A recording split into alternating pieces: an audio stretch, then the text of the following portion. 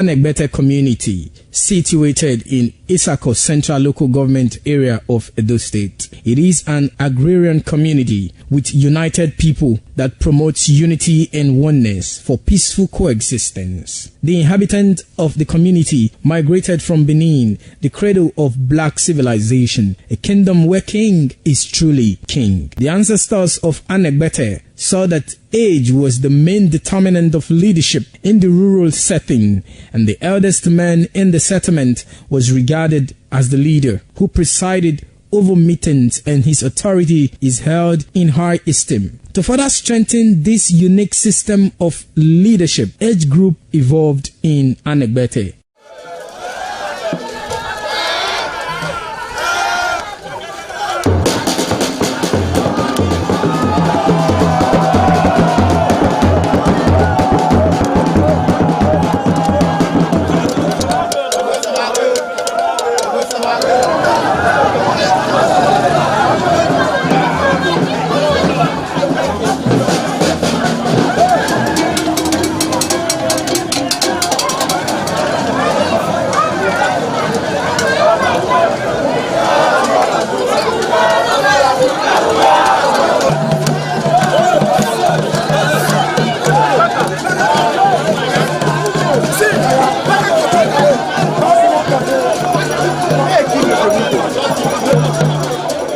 In Anegbete, age group is categorized into two, that is, the common and the noble. Anegbete is rich in cultural heritage, as the community at noon saw the commitment of the festival with the first set rolled out in beauty colors to showcase their might and strength, indicating their feet and ready for the responsibilities behold on them. The streets in the community with a feed up of young men and women adorned with the festival. Later, the royal family takes the stage as their children fight out royally and work in the community to showcase their might and fitness.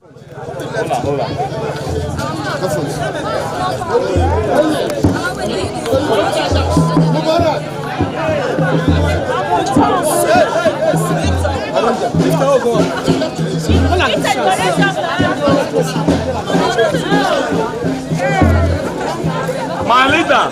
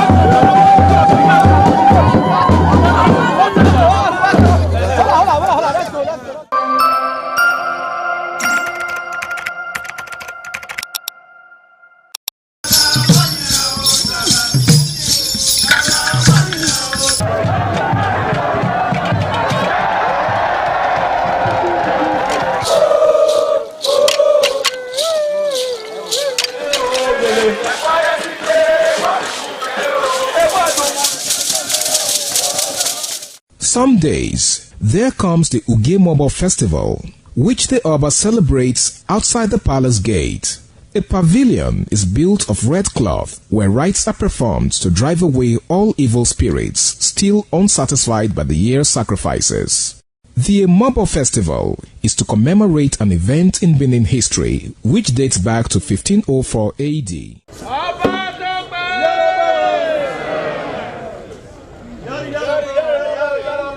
Yari yari, Ọba Tope.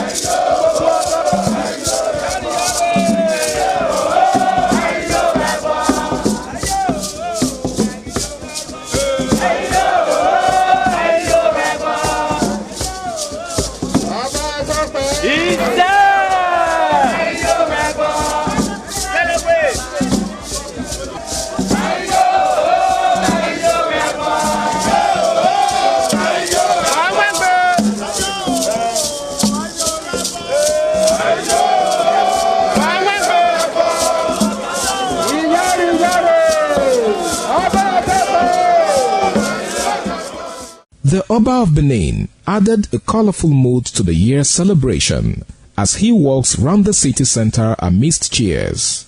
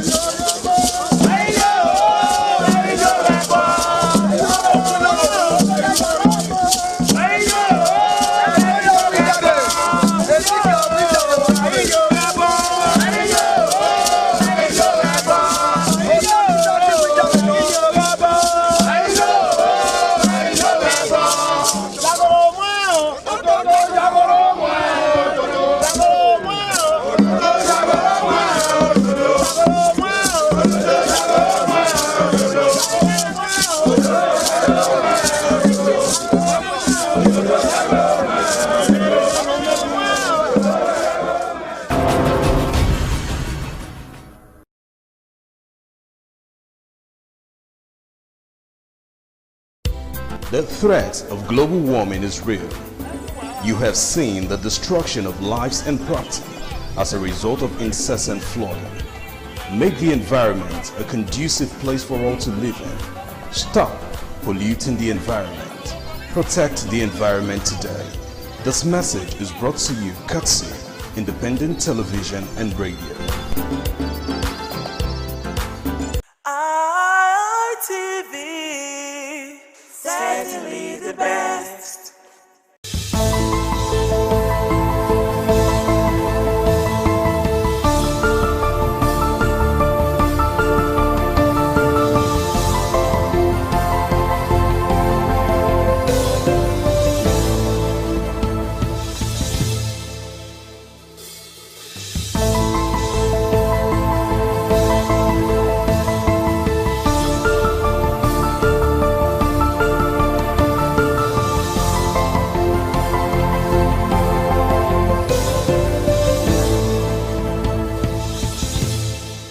Once again, I want to thank you very specially for staying with us on the program Icons on ITV. I'm Sonny Duke Okosun. My guest today on the program is UK-based, and of course has been helping young people fulfill their potentials away from violence and some of the vagaries of life that usually inhibit the progress and development of young people. Isosa Hekoma, Big Sosa Hekoma is with us in the studio. Thank you for joining us. Now, you said a while ago that you are in school now, studying criminology and sociology. How has that experience been for you? Obviously, at first, I'd definitely say it was very, very difficult because not being in education and then going back to education, it's easy for you to feel like, you know what's the point? But it's like, for me, one thing that's kept me going is that I'm not just doing it for myself, I'm doing it for all the young people looking at me, looking to me, looking at me as a role model and everything else. And especially being a public speaker and also being a voice for these young people, it's like everything I do in my life is basically make sure that they know anything is possible. So it's like I have that burden too, on top of everything else I'm doing when it comes to the educational aspect. But balancing work and also university, very, very difficult. Even in being in Nigeria, like literally yesterday, I spent at least 2-3 hours having to do my assignment and everything else, making sure that it always get done.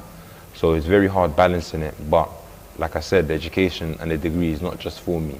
It's also a sign to all young people that we can do it. You have 2 daughters now. Yeah. Beautiful daughters.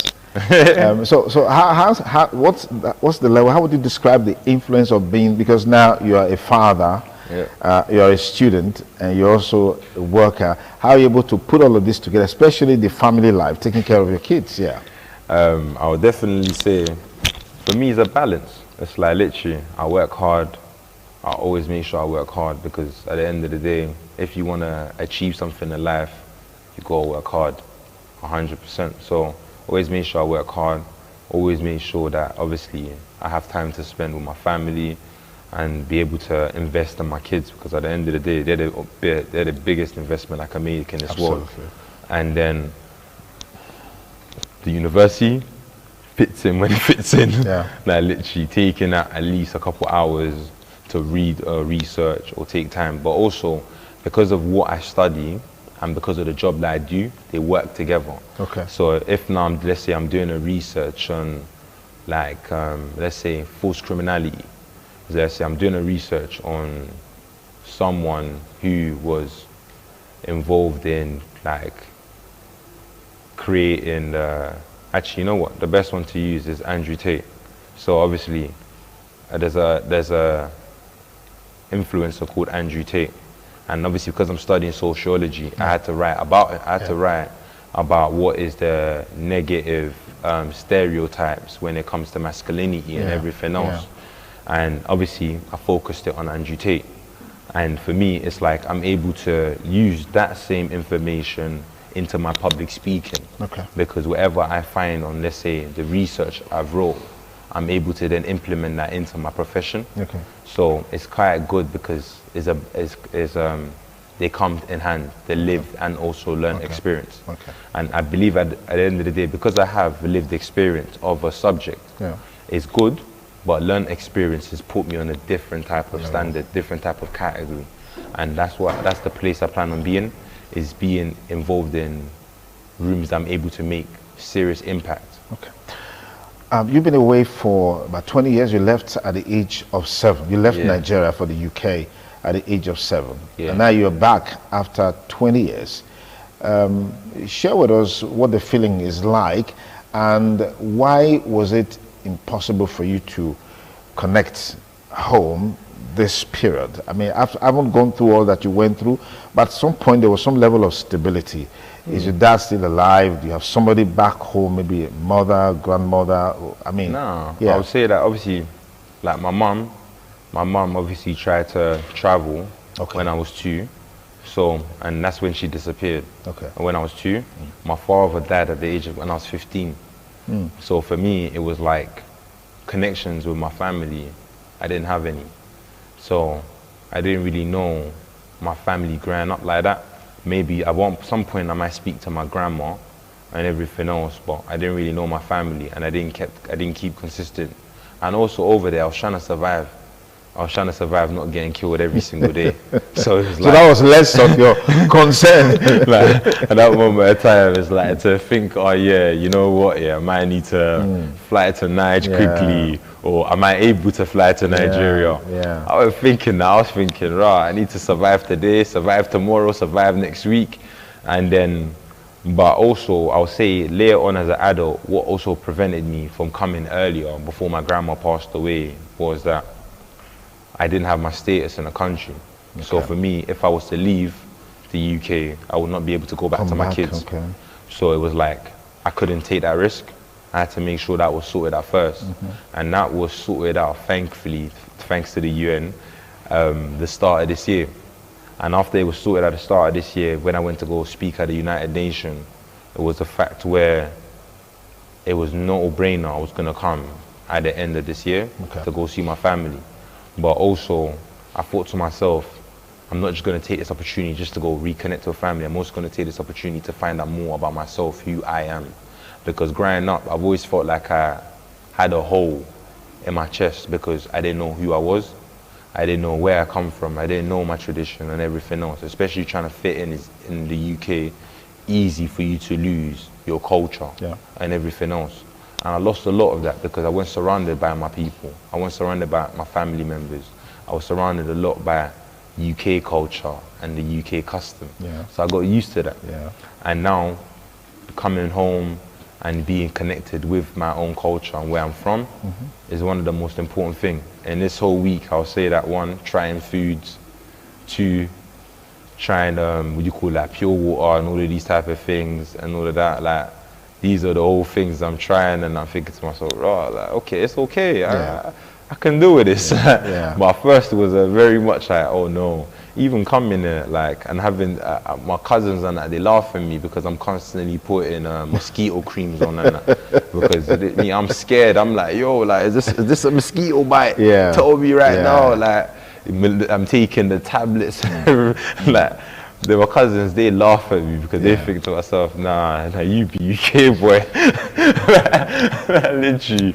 But it's like, I find it very much welcoming. Like being back home, getting in touch with my roots, understanding where my people, what my people have gone through, who they are. This whole week, I just remember sitting down and speaking to my team and just saying to my team, Nigerian young kids, they work hard. Extremely hard. They work hard. Imagine if they were given the opportunities that they deserve.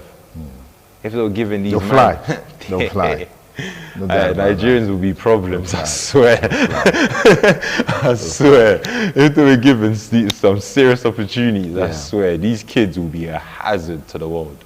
And I'm not talking about it negatively, I'm talking positively. Like, they would make sure that this economy grows differently. Okay. let's talk about who when you look around from where you're coming from, where you are today, you certainly know where you're going. So who are those people that have inspired you, like role models? When you look up to them, you see their lifestyle, you see their life journey, you see their story that's really inspired you. I would say for me, it sounds kind of crazy, but I would say Malcolm X, Martin Luther King, all of these people where for me, they were able to make change. Like, they were able to start a revolving door. And that's how I look at it. I look at it as something where it's like we're able to start a revolving door, able to, it's like if I don't end up making the changes that I want to make, at least I've opened the door for other people to make them changes. Okay. I'll say those are mainly my role models. But apart from that, I'm also learning obviously a bit more about Fela Kuti, his mum, the activism that they obviously how he used music as activism, how his mum was very standing up for women's rights and everything else. So I'm also learning about my own people, my own activists and my own culture, where I'm so prideful, I'm so proud of, like literally, and I'm happy that I'm able to make them changes in the UK, but also now pushes me to think, okay, I can make them changes there. What can I do at home? Interesting. I mean, when I first saw you today, I concluded that probably you're a rap artist, or maybe you're doing hip hop, or you're doing any of this stuff, the way you look. So this genre of music, which of them, really interests you the most? Which what would you say? Music. That question? Yes, music. Yeah. What type of music? Yeah. Me, I'm a Benin boy, man. I like Charlie Poppy. I'm a Benin boy. All right. I know you left pretty young at age 7. So then you could speak Pidgin. Yeah. Can you speak Pidgin now? You still speak Pidgin. I'll say the most I probably know is how far now, how you did. Literally, even my grandma and my aunties and that, they tried to teach me obviously Tutu, Yoruba, like Akaro, Ekaso, all of these type of things and that. So for me, it's like I'm learning. Okay. I'm learning. So apart from how far now, how you did, how your side. Okay, it's improving. It's getting better. What do you call it? I'm learning. Okay, I know a few things. I can understand. That's the main thing. Yeah. I can understand. Okay, now back home, you've been interacting with people, right? So, what projects do you have, like a platform to engage young people, dissuade their mind from violent activity? I mean, if you've been following some of the happenings back home, there's been a lot of issues around cultism, gangsterism, and all of those stuff. So do you have maybe like a project or a platform to have that sort of engagement to dissuade their minds from stuff? So for me right now, is basically, I feel like to make change, you got to understand the field and the economy you're dealing with. And that's where I believe this trip was very important for me. Because coming here at first was very much focused on trying to understand why people take that risk to travel illegally out of the country. And then obviously understanding that opportunities and everything else was one of the main things. Okay. Is a thing where, like, obviously I have a charity in the UK. So it's a thing where for me, I'm trying to then obviously see what opportunities I'm able to create over here for young people too. And I'll say it's creating work, creating, like, literally wanted to create like resorts and all of these type of things and opening more opportunities for young people in this country. But like I said, you've got to understand it to be able to think of a solution. Yeah. And that's what I feel like this trip has been for me, is understanding. I'm here for like a month. I'm here for a whole month. I'm not here for no 2 weeks or 1 week and then think, I'm going to leave. I'm here for the whole month. I'm here till January. And the reason I'm here till January is because I really want to understand everything. And I don't think even after that month I'm going to understand everything. I'm even sitting there with my team planning to come back next year. Okay. Like, I'm planning to come back a lot more so I can start implementing and be involved in making these changes back home. Okay. Because at the end of the day, yes, I'm able to make changes in the UK, and I'm very happy I'm able to make changes in the UK, but I'm Nigerian. That's where I'm from. Yeah. This is where my people are. Like, if I'm not able to help and make changes with my own people, then really and truly, who am I? Like, that's one thing that's important for me. That's one thing I take pride in. Like, literally, I'm able to make changes in the UK, and I'm happy. The influence and everything else, being involved in the government, being involved in the policy changing, being involved in researches, being involved in documentaries, and being the face of forced criminality in the UK, I'm happy about that. But then now I've moved over to then being a face of criminality when it comes into the United Nations. Yeah. I'm happy about that too. But I'm also Nigerian. I'm gonna have to come home. My kids are gonna have to come here. Definitely. Like, literally. So if I'm not able to make these changes over here and also help my people, lad, I don't really feel like I've done enough. So for me, the vision is more than the UK now, more than the United Nations. It's also making sure I'm able to create something here. Like, if there's a little something to start that change, then that's cool. But able to create that. Okay, what's your advice for Nigerians in diaspora who had the opportunity to make impact, but a little bit reticent coming back home like you did? I spoke with someone today in Canada. He was saying, or he heard that back home there are insecurity challenges, people are being kidnapped. You didn't hear those stories? Of course I did. Would I be comfortable to say that, you know, maybe because of your past life journey, that really didn't bother you? I wouldn't say it didn't bother me. I'd definitely say I'm coming into a new country, like this. I might have been born here. This is also new for me, though. Like, so 100%, security and safety is always the important thing for me. But I'm also very, I'll say, aware of my surroundings. I'm able to read rooms, and they're also able to be observant.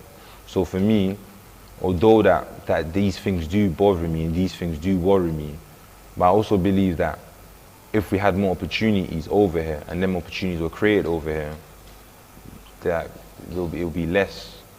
So it's a thing where, like, I can't blame people for how they're living or what they're being forced to end up having to do. Okay. But what I can do is come from a non-judgmental perspective, come from an open-minded perspective to be able to understand what went wrong and how it can be fixed. So for me, yes, I'll say yes, I was scared. But two, I'm also aware of the fact that personally, I know how to read a room and I also know how to read threats. I've survived, I'll probably say 10, 11 years of people shooting at me, people trying to put holes in me. Like, so it's like, for me, a month, I can do. Interesting. Like, literally, I can do the month. All right, as we gradually conclude this interaction, how do you spend your time? You're not working, you're not schooling. What do you do for leisure? I'll be real with you.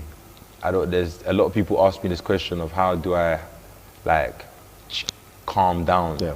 There is no such thing as calming down if you want to achieve a goal or achieve a vision. Okay.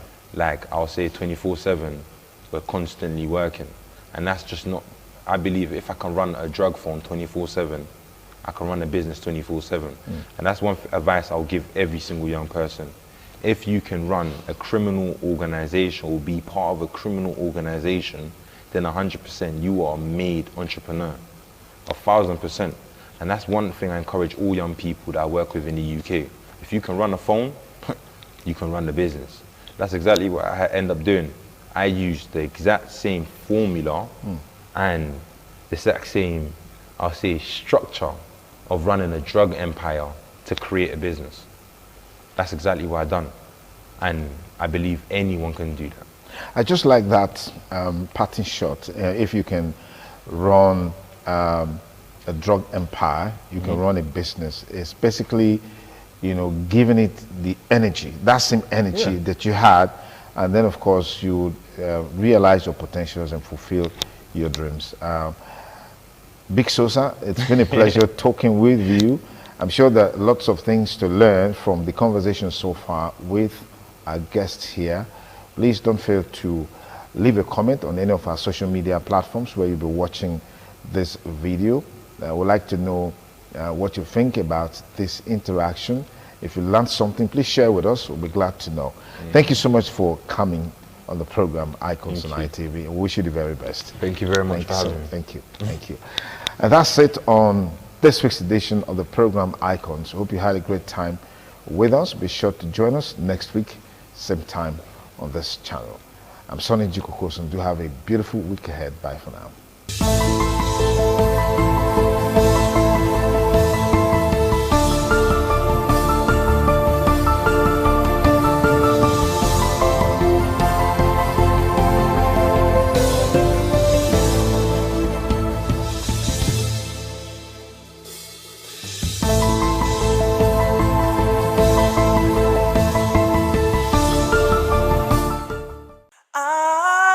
ITV, certainly the best.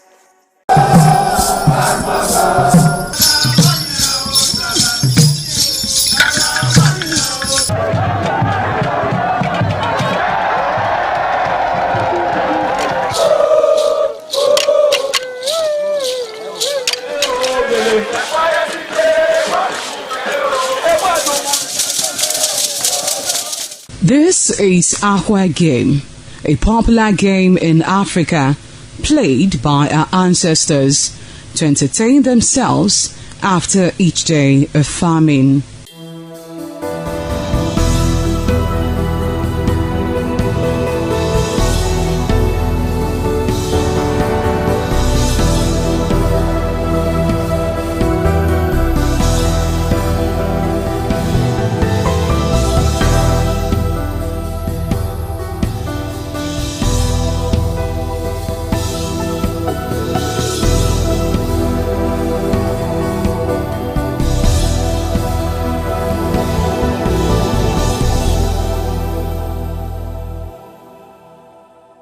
It is also relevant in our coronation in Africa. It is a sport and indeed very interesting, as every seed had a role in the game.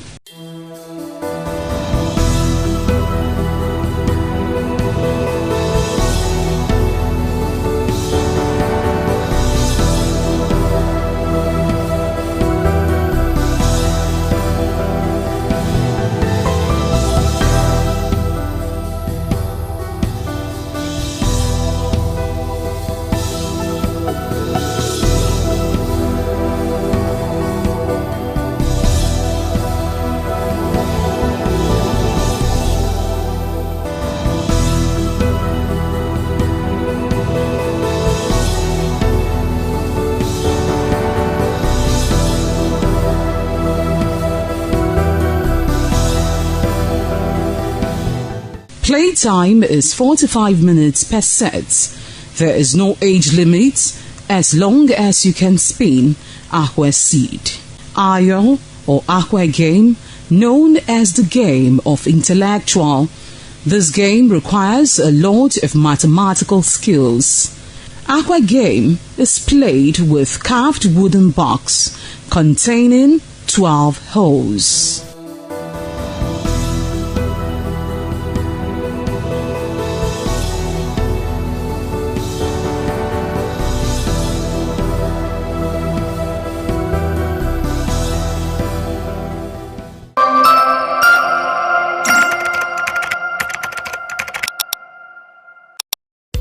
The threat of global warming is real.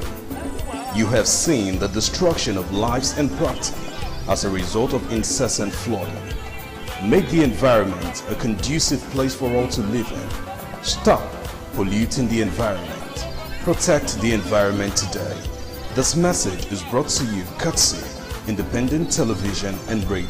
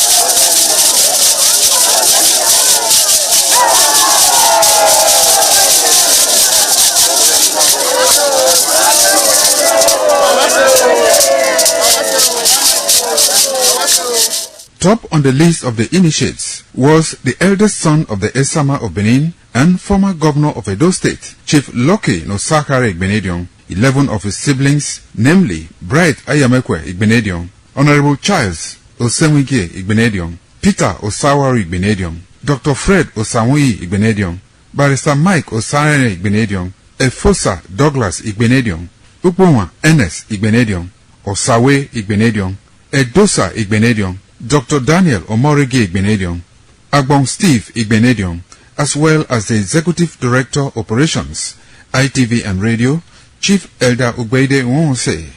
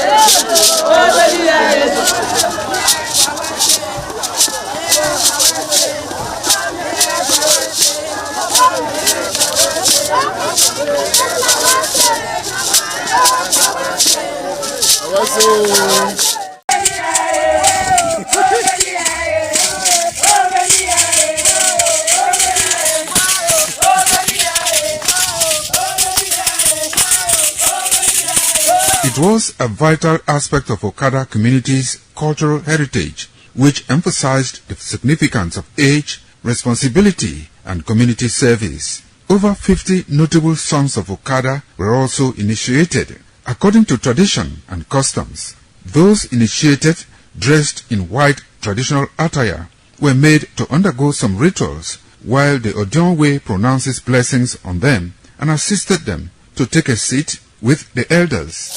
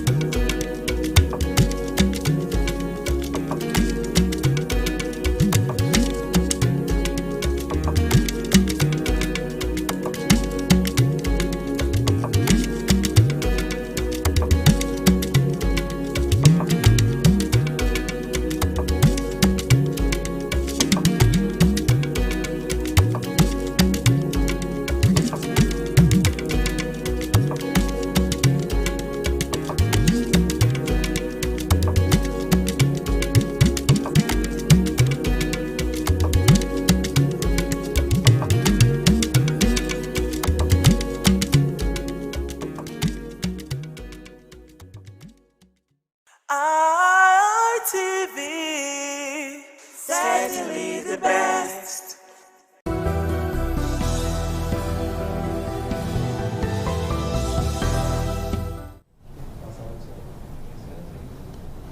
Good morning and welcome to Politics Today, your trusted platform for an in-depth analysis of the issues shaping our democracy. Today, we focus on a topic already generating intense political debate across the nation. Supreme Court ruling on ADC and PDP impact on the 2027 election. Now, with the 2027 general election on the horizon, recent judicial pronouncement involving those two major opposition parties have raised fresh questions about party leadership, about internal democracy, about candidate legitimacy, and of course the wider balance and power in Nigeria's political landscape. While the Apex Court in one ruling gave a temporary respite to Senator David Mark-led National Caretaker Committee of the ADC, it in another judgment voided the Ibadan National Convention of the PDP that produced Tanimu Turaki as national chairman of the party. Now, could these rulings reshape alliances? Or could it alter opposition strength? Or the strength of the ruling party's advantage? Well, join us as we engage political analysts and, of course, in this to examine what the judgments mean for the future of ADC, PDP, and the road to 2027. This is Politics Today, and the conversation starts now. I am Philip Omo-Gupon. Don't forget, it's a program that simultaneously comes live on independent television and radio, and of course, as the program takes shape, the more we're gonna be inviting you listeners and of course viewers on ITV to pour your calls at us and help to shape the discussion. And of course, discussing this with me, starting from the studio, my guest in the studio, I have the former SSA to the governor in the office of the SSG, a chieftain of the All Progressives Congress, and he is Nathaniel Osamede. Big thanks for coming, Nathaniel. Thank you, Philip. Good morning. Good morning, viewers. And next to the APC chieftain, we have a public affairs analyst, and of course, a lecturer at Igbineda University, Okada, Dr. Ohaifo Esegbe, aka Open Secret. You're welcome. Good morning, Phillips. Good morning, Nigeria. It's always a pleasure to be here. All right, also joining me via Zoom from the UK, we have Chief Daniel Akwemukan Matthews. Good morning, Daniel. Good morning, brother. It's a privilege and honor. On the show, critically, we'll look at what is happening basically across the country, and of course, it's very, very eminent that the 2027 election could be very, very challenging, looking at the developments gathering. But let's come to you first, Nathaniel Osamede. Yeah. You see what is happening, you know, of course, and the PDP, and of course, and the ADC. Why some have already, you know, thought through that there could be this political machination by your party to create landmines, you know, traps, booby traps for the opposition. Now we've got the court judgment. How do you react to this, looking at experts' advice from the opposition that your party could be linked into these challenges that they are facing in the courts? Well, first and foremost, your allusion to me as APC. I want to say, yes, I have sentiment for APC, I support APC, but I don't hold any position in the APC, whether at the local government level, the state level, or even at the ward level. I'm regarded as an elder in my ward, okay, who has sentiment for the party. So I attend meetings, you know, and I contribute during meetings. Now, when you say APC has put up booby traps, I didn't say that. Critics say that. Okay, critics. And of course, with this judgment, that could seem like victory for your party. APC is not a judge. No member of APC is a judge in the matter. It was a purely legal matter, and the matter was handled based on the provisions of the law and existing statutes. So if you know that somebody is going to set a trap for you, you don't deliberately walk into it. You must put everything in place to make sure that that trap, once identified, you are able to sidestep it and move ahead. Now, it is very easy to blame the APC. But one thing I have found in this coalition of Nigerians, politicians coming together. They say the main aim is to display Tinubu, not necessarily to provide a better alternative government for the people of Nigeria, by their speeches, by their behavior, by their body languages. So it is their actions that the Supreme Court and the matters presented before the Supreme Court that they looked into.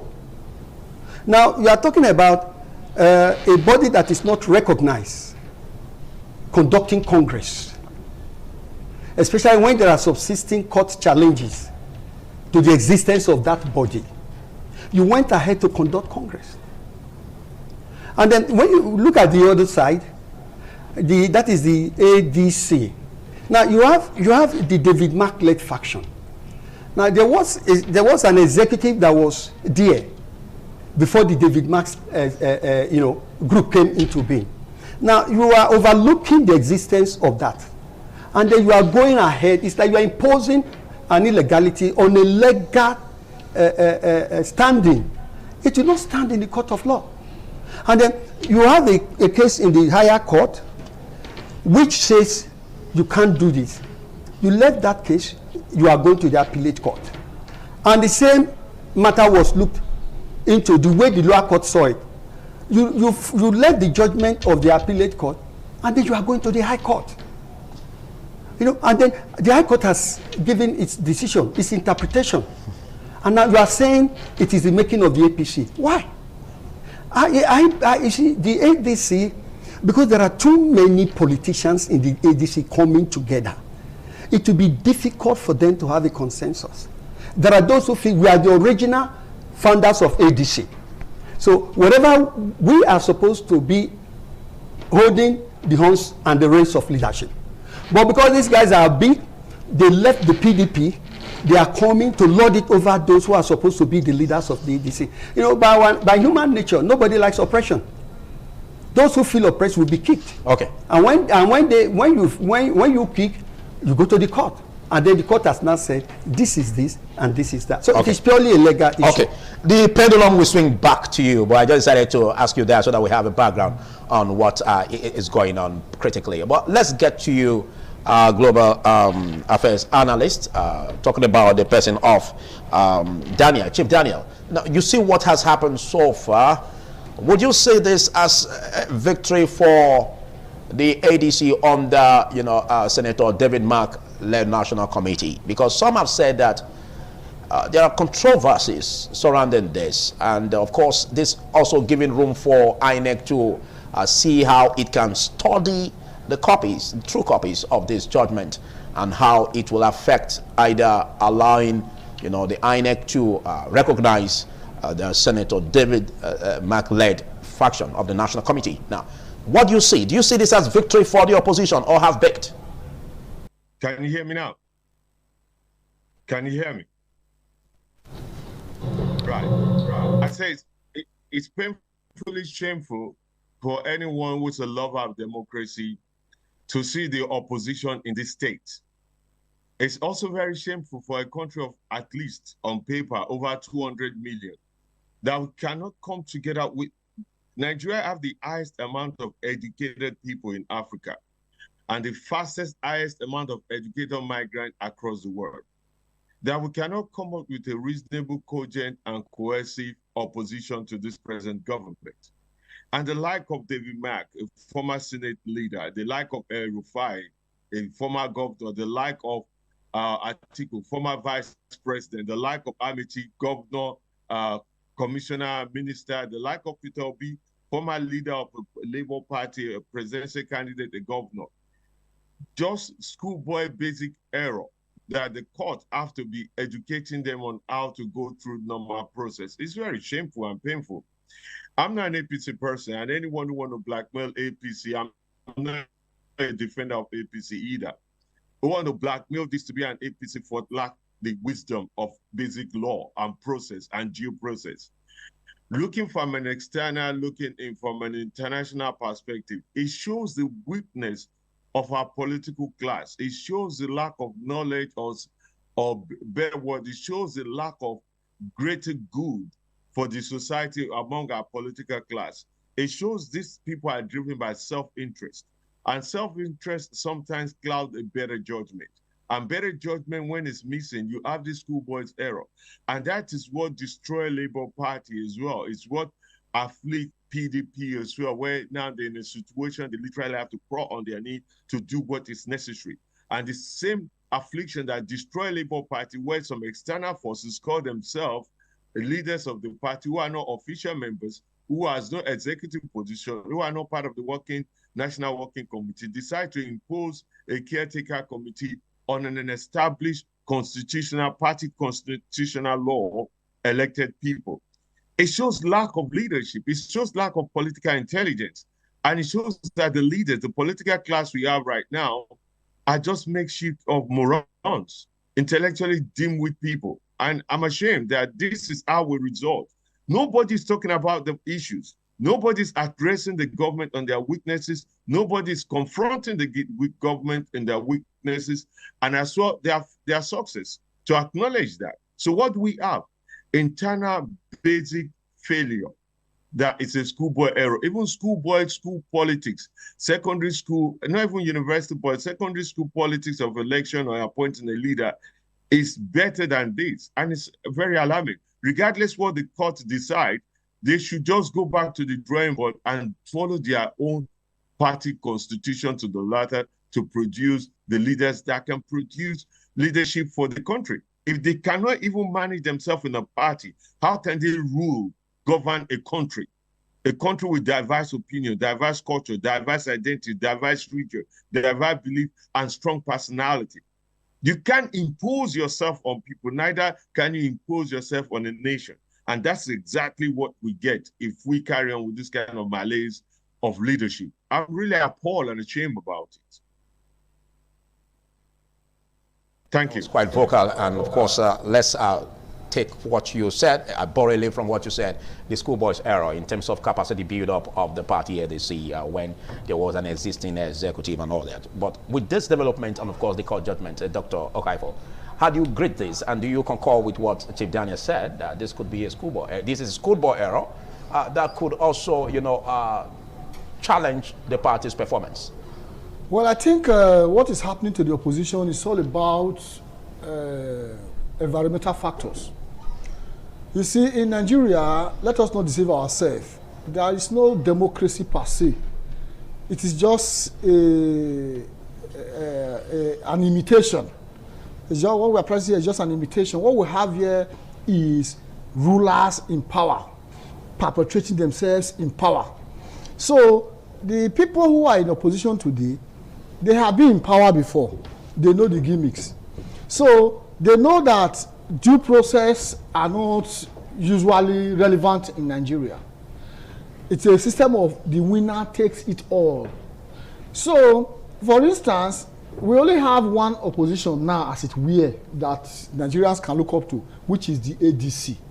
So that is why the court judgment of yesterday, trying to restate status quo, bring back David Mark, is a sort of it's a sort of a beam, an assurance that, okay, let's give them some courage, some hope. But as it were, the democracy we are having here is all about imposition. So that is why you discover that even the opposition, as they are coming, probably finding the people who were running the party before, like what my brother here said, that those people are not strong enough, are not ruthless enough to battle the people in power. So as they came, they saw themselves as people who have driving force. And impose themselves. Good, if you like. Which is a wrong trend. But then, if we say impose, it may be an imagined word or an abstract word, because not until recently, the ADC we are running with David Mark, we never heard those other people who are now talking about imposition now cried out until just recently. Just like when we were having the issue of Lamidi Apapa trying to make family trouble with Labour Party in the past. But since Obi left there now, we are no longer hearing about Lamidi Apapa again. So all these are gimmicks. They are molds that have been planted left, right, and center to ensure that this present government sails through. Now, when you see what is happening, particularly even in our Edo state here, we have heard statements from the governor, due respect to him, from the state chairman of this party, Jared Tadebe, the emperor, and some other APC chieftain threatening fire and brimstone on opposition. We even had one just recently that Kasim Afegba was trying to deny when the one Emmanuel Egogo was threatening, and they were saying that it's no longer like that. So you discover that it is a do or die affair, what we have now. So you now discover the opposition that is trying to survive, they're also trying to survive in a sort of a do or die pattern. So that is why it is like that. But as it were, there is no opposition, there is no democracy in Nigeria. Therefore, what we need to do now is how we are going to restore true democracy to Nigeria. What we presently have now is all about him. Even look at the primaries that some parties are running about up and down now. It's all about imposition. Party members are not sidelined, leaders are sidelined. People come from nowhere and impose people. So as for that of PDP, we already know that that one is a dead issue. PDP is not existing for now, probably until after 2027 election. As much as Wike is still very prominent in the system.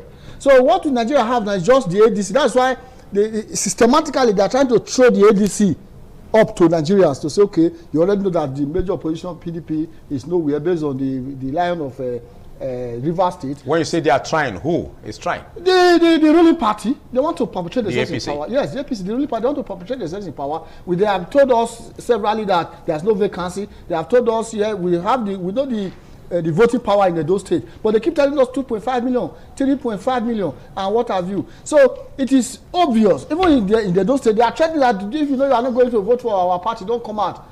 On that, they are already saying it. So it's just a matter of let it come and go. Okay. I said this to you, not knowing that he also has this impression of landmines, you know. But you heard what he said, and of course, going forward, let's look at, in the face of insecurity, gross insecurity, as perceived by critics, in the face of economic nosediving in the country, the president still is coming for a second term, and of course the nomination and interest forms have been paid for in the course of the week, and basically that signals him coming for a second term. Do you see this as an opportunity for the APC, or you see this as a way for even the opposition to become stronger and really compete with the president come 2027 in election? Philip, yes, it is supposed to be an opener for the opposition to really, come together and stand strong and pose a challenge to the current ruling party. When insecurity, the economy, the general lease of life in Nigeria is difficult. Now, some of these are not they are not purely internal problems. Some of them are external. Because when you go by a global trade, go by international politics, you discover that Nigeria does not have a final say in international trading. It is always bilateral. You give, I take. And most of this trading are done with the dollar, which Nigeria has no control over. So some of these problems are caused by both internal and external factors, and the position of leadership. Okay, so when and the position of leadership. Yes, and the position of leadership. Okay, so does it not bother you that under the leadership of the Ahmed Bola Tinubu, who is coming again for a second term, has impoverished the economy of the country? No. I'll disagree with you. In terms of the leadership failure, because you also subscribe to the fact that leadership failure can also account for it. I said some are traced to leadership. It is not a blanket language. You understand what I'm saying? Leadership cannot be responsible for everything that goes on in the country. For instance, this controversy we are debating this morning, APC, ADC, like Dr. Open Secret said, like the man from UK said, schoolboy knowledge. Constitutions of the parties are there. Why would the opposition flout it? You want to rescue the country from probably some illegalities. You want to give the country a better lease of life. From the very step one, you are taking a very wrong step. You are taking illegal steps that is further deepening the inability of those who want to come together. What is most painful is that these are people, former governors, former presidential candidates, former ministers, those who have had power, those who have executed power in this country, in various political platforms. You are coming to form an opposition. You are behaving like people have never known politics. You are imposing, you are setting aside constituted body based on the existing party's constitution. Because you want to dominate, which is the attitude of an average Nigerian politician. If anybody is coming to politics now, has the posture of wanting to dominate, you spend a little money here and there, the next thing, you are leader. They call you leader. Even when you have never voted in the local government. Even when you have never supported the party in the conduct of any primaries. Just because you come around, you throw some money around, you become a leader. Those who have been gritting for the party, from the very beginning, you step them aside. It's a Nigerian attitude. Okay, do you see this as a victory for your party, looking at the weakness of the opposition in this regard? Once there is a weakness in a contestation of the opponent, then it is victory on the other side. It is victory. Victory that is caused by the fact that the opposition is not prepared. Okay, but I admire the fact that you are very objective, irrespective of the fact that you are a party member of the All Progressives Congress. But, I'm a Nigerian. Yes, but yeah, you are first Nigerian. Now, let's look at the challenges we're facing. That was why in the first question I asked you about the insecurity facing the country, yes. Gross insecurity, yes. I reiterate. And of course, the economic nosediving, which you say, well, some can be as a result of global trend that happens, and of course, the negative impact that could have on the country. But do you see the purposeful leadership that Nigeria should really, clamor for under this present leadership of President Bola Tinubu? Yes, there is purposeful leadership. And when you are talking about purposeful leadership, there must be pains before the gains, especially from where we are coming. Don't look at Nigeria in the last 3 years under the leadership of Tinubu Ahmed Bola. You'll be making a mistake. But he made promises that he's going to fix power before the end of the first term. Every politician. And of course, towards the end of the first term, he sold out the Abuja presidential villa Asurok, giving an impression that he already understood the fact that he failed in the process of, giving power to that promise that he made to Nigerians. Now, you make promises based on projections that are available to you, right? And when it comes to economics, projections are not static. They evolve with time. They evolve with emerging trends from other political economies. That determines the way you will react. If you have a sole rulership or a sole command of the economic trend, economic diversity, you can make such statement. But when your statements are based on the present situation that you are looking at, and then the possibility of your own plans coming to pass, you can say, well, if I do this, there's going to be an economy. There will be an improvement in the economy. I'm looking at this situation from the fact that if B remains B and A remains A, this thing is possible. But by the time you get into office, one, the execution of policies and programs in this country is a problem altogether. An executive can have very fine and brilliant programs. But when it trickles down to, administration of those plans and policies, you need to look at the mentality of Nigerians after the governor, after the president down. What is their take in government? Are they patriotic? Are they for the betterment? Are they for the improvement of the lives of people? Or they want to take what they can get from the system? So their greed interferes with the implementation of some of these programs. Haven't you heard of commissioners who collect money, they pocket it? Haven't you heard of local government chairmen who collect money that is meant for immunization in local government? They pocket it. Okay. Now, and another thing is that the greatest problem here is that Nigerians are not even routing for deterrence. Nigerians' voice is not strong enough to punish those who are corrupt. It's not strong enough to send to prison those who are supposed to go to prison, because our legal system has been bastardly affected by political innuendos. And that is why when you talk about judiciary in Nigeria, you cannot trust the judiciary, which is supposed to be an independent body. The judiciary, to a large extent, have been influenced. Look at, we are having multiple injunctions. One case, 3 places, different judgment by the same court of competent jurisdiction. Okay, so thank you. These are some of the issues. Okay, we are looking at the impact this judgment will be on the 2027 election, but I'll be coming back to you. But let me quickly give you this question, probably to rehearse ahead of it, because I will be asking you a question surrounding, what the APC has done under the leadership of President Ahmed Bola Tinubu to deserve a second term. But allow that to relax on your mind. While I get to you, Global Affairs Analyst, Chief Daniel.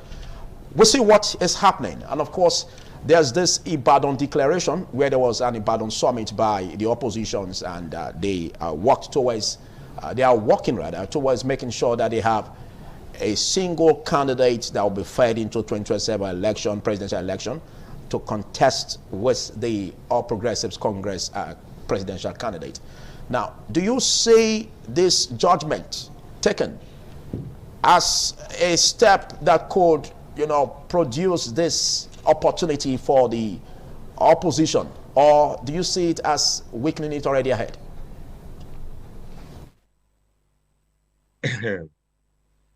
It's a dichotomic kind of situation, another schoolboy error. I think when politics, all politics are self-interest, but leadership of political parties or society are driven by the interests of the collective, not personal. Ibadan, the convention that happened in Ibadan was basically flawed. It was wrong. It shouldn't have happened. If they followed the due process, we would not have the court case. It allowed the wicket to come in and put correction to it. The court case did not basically dismiss the Ibadan convention because it violated every other aspect of it. But right now, what PDP is doing is putting their house in order to allow the BOT to come together and be able to harmonize everybody together. And then the end of it will produce an effective opposition, structural opposition. On one hand, Wike has made his own interest very clear. He supports the president. On the other hand, I think Makinde is looking for a position and trying to play politics with the life of majority of Nigerians for his own selfish interest. But that is Nigerian politics. However, I've jotted 5 points that I find extremely interesting based on the conversation from my refined gentleman, the elder that spoke earlier. One of it, based on your question, is Tinubu presidency and leadership. What Tinubu presidency have produced, above all things, is expose the weakness of political opposition and political parties in Nigeria. And furthermore, when you talk about power, the first thing in 8 days Tinubu did was to decentralize power. The power energy bill that I signed 8 days in office. I have to cut in there, Chief Daniel Matthews, I have to cut in quickly, please. We'll be taking a short break, after which you will continue from where you left off. Do stay.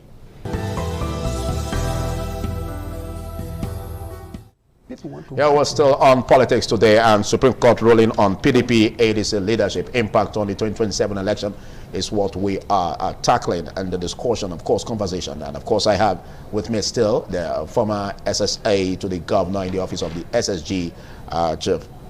I call you Chief. In the office of the SSG, Nathaniel Osamede. But I won't be surprised if you've bagged one already. Well, maybe plans are in the office. All right, thank you for still joining me on this. And of course, big thanks to you, Dr. Okafor Segbe, lecturer IUO. And big thanks to you, Global Affairs Analyst, Chief Daniel Ahwemokan Matthews. While we had a break, we had the opportunity to, quickly look into what you were talking about so that we can allow you continue from where you left off. So over to you, Chief Daniel. Yes, thank you very much. Because some of the key issues that was raised, and we can't just gloss over it. Like we talk about leadership and the presidency. President Tinubu presidency exposed the lack of opposition and leadership in the society, not just in other party. And when you talk about power, the first thing it did, it was to decentralize the energy production in Nigeria. So even your local government can decide, we want to have our own power generating electricity means. And they can do that on that. And as regards to the environmental factor that is plaguing us in this country, I want us to look carefully in the Lamidi Apapa situation. When he tried to run over Labour Party and move the legally administrative arms from the party. It's no different than what Peter Obi did. Peter Obi's destructive nature was what put Labour Party in the present situation today by trying to impose a non-member of the working committee, a non-member of the party as chairman. He picked a fight unnecessary with Abure, where he had a guaranteed ticket. Rather than building the party, it's now destroyed the party. Abure is defending the status quo while going to court, lavishing money that should have been used to be building the party. And this is the kind of opposition that are now trying to fight for government that will never happen. And if we go to PDP, similar thing. I beg that the public wake up to the reality that it's easy to blame President Tinubu for the ill of the society, but we need to look inward and blame the voters. We support these people. We elect these people. And each of these people we elect are the result of the product of our own selfishness, of our own biasness. When somebody can sell their vote for 2,000, 5,000 naira, or 10,000, and then you expect that candidate to produce what? It's already paid you. So as such, he or she already paid you. They owe you nothing. They don't owe you good public service. They don't owe you good education. They don't owe you good security. They don't owe you good health because they paid you for your vote. Support a candidate that will deliver what you need, not a candidate that can buy your moral consciousness, that can compromise your integrity by 5,000 naira or basically bribe you and make you lose your senses. There's nothing loyal about any of these politicians. So if you are APC, you PDP, you PQF, or PWC, I really don't care. Vote for a candidate that will represent your collective interest, not one that can buy your vote or buy your conscience. And that is why we have this problem of these party issues, because the leaders are self-motivated, not society-motivated, not collective-motivated. Atiku has been running for position, even tried to bypass his own precedents when he was vice president, and he's been running till now. At this point, you would think Atiku will be an elder statesman and say, no, what is good for the society? You cannot be that righteous. You're neither Jesus or Muhammad thinking you are a savior. You're but one man and a human being. At some point, common sense will prevail and say, you know what? At this stage, I'm an elder statesman. For the greater good of the society, for the greater good of the nation, let me support a candidate that can unite us, that has a better vision, and that can lead us to a better place. And that person doesn't have to be me. Let me support that person. But we don't have that in Atiku. We have Rotimi Amechi, who spent 8 years as a minister. The best he could do was to build a railway station in Niger Republic. That's the best he could produce. El Rufai, before he became governor of Kaduna, Kaduna was a homogeneous liberal society. El Rufai destroyed that by his own narrow-minded agenda that is twisted and that is twisted to the borderline of insanity, where people were being destroyed, life being destroyed, property being destroyed since he left. We don't have that issue in Kaduna anymore. That is the person vying for a multicultural, a liberal society as a leader. It doesn't work. These are not the people the society should be pushing. We have 200 million plus people. Credible people, people like yourself, the host, people like the elders, the professor, people like the refined gentleman, regardless what party they affiliate to. These are the people that should be in the forefront, not a terrorist sympathizer that call terrorists his brothers. These are not the floor. You still have the floor. Please, can you give me voice, please?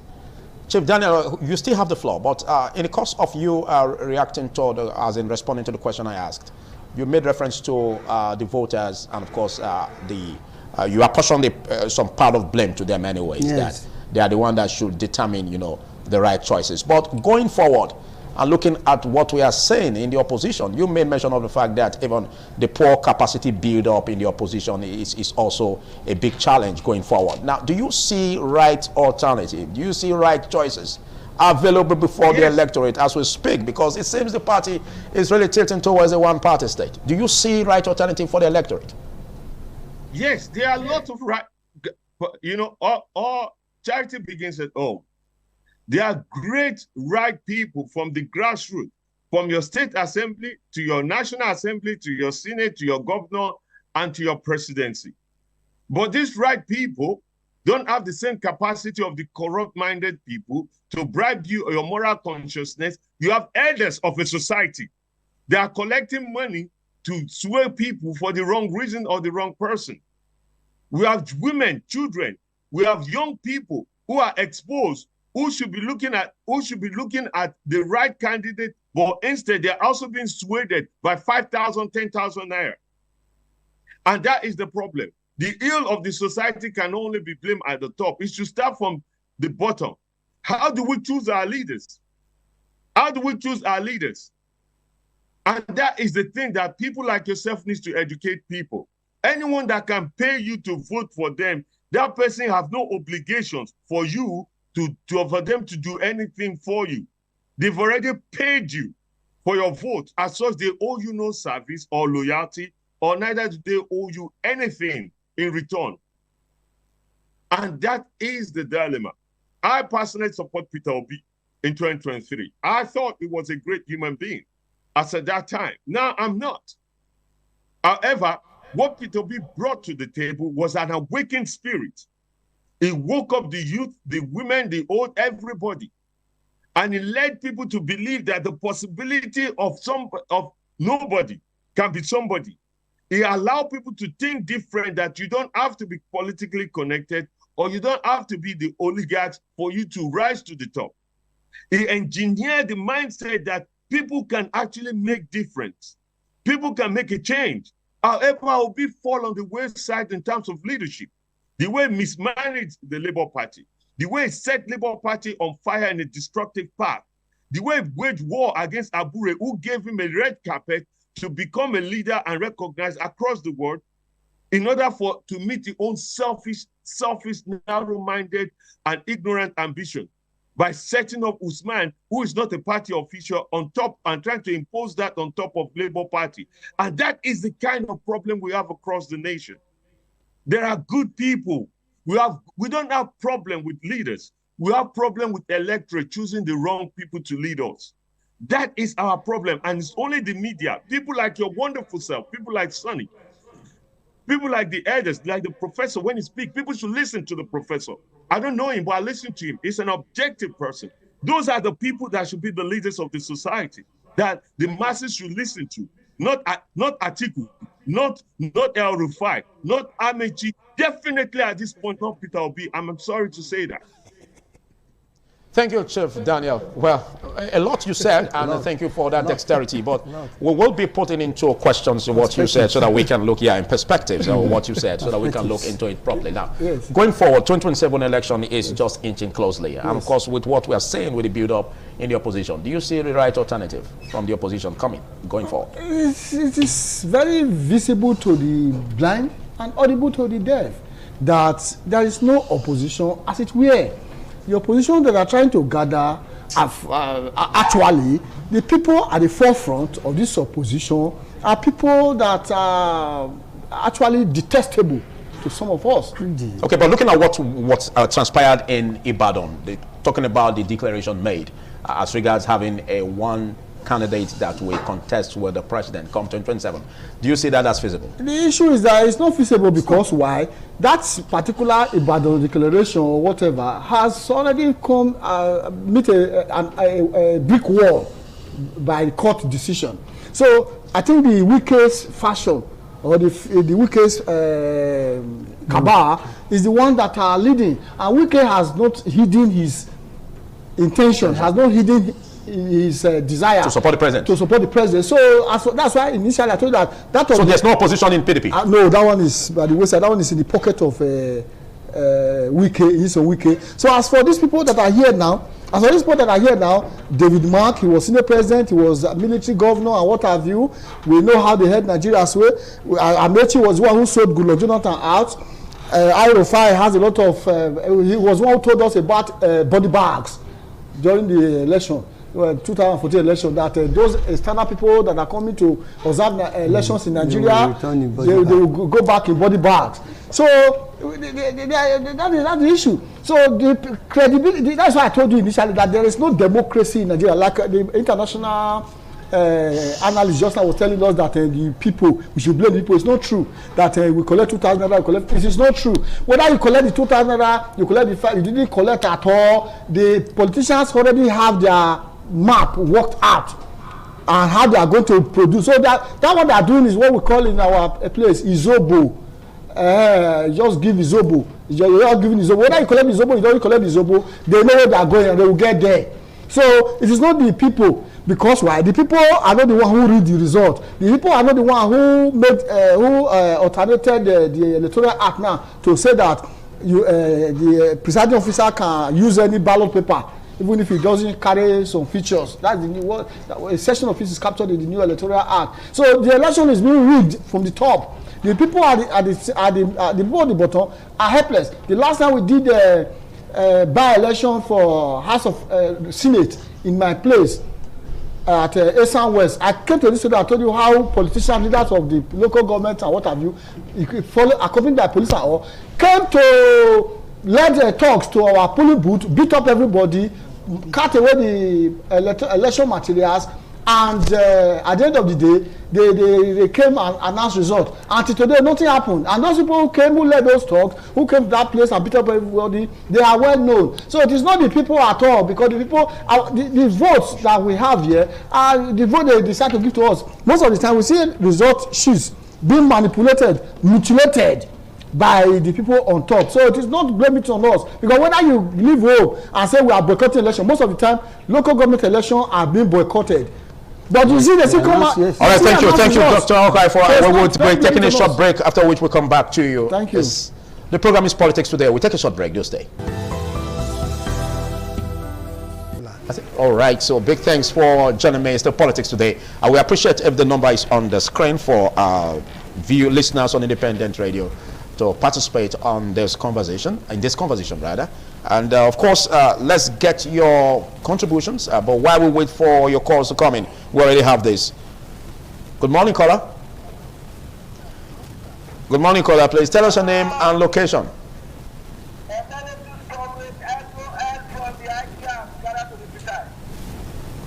Emeritus Comrade. All right, go ahead with your contribution. Our political system is very immature. We have not arrived at all in Nigeria compared to America, Britain, and all the rest of it. If I go back to Kidani, they have already something that even you saw it. There's no room for you to contest 5 people to contest the election and win. Let me start with nomination form. That is, you have 100 million to buy nomination form. Somebody who wants to start. Everybody saying is the people.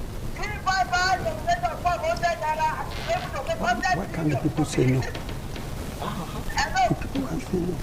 Thank you very much, Comrade Emeritus. Thank you. We got your contribution.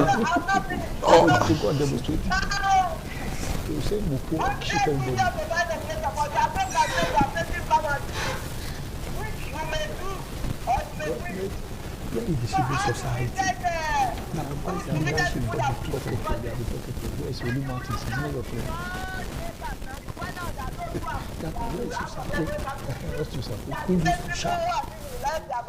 Okay, thank you, Comrade Emeritus. Thank you for your contribution. But just to let you know, our point of observation, my name is Philip Omogikpo. I'm not Sonny Duke, please. Just to let you know, point of observation. Thank you. All right, going forward. Well, while we wait for other calls to come in, let's get you round off on that point in a minute. Yes, the point is that we as citizens of this country, we are helpless. The country has been captured by oligarchs, by business people, business tycoons. So they are running this country, they are running us as a business. So we don't blame it on the people. All right. Blame it on those on top who have hijacked the system, who do not want us to breathe.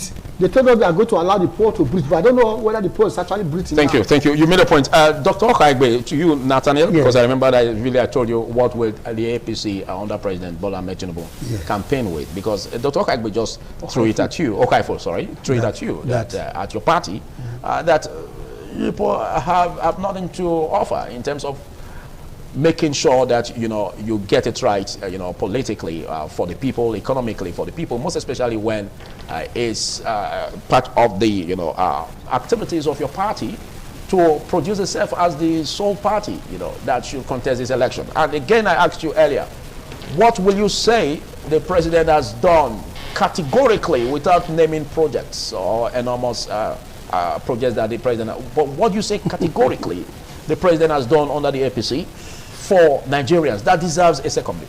Now you are limiting, your question is very subjective. You say you are not allowing me to mention projects that the president has executed. Aside projects, I mean. You can mention aside projects. I didn't say you shouldn't. Okay, aside projects. But how does these projects, if at all, wait a minute, how does it trickle down to the welfare of the citizenry? How have they benefited? That's the question. Okay, that is, you see, earlier on I told you, government and governance does not rotate around one person.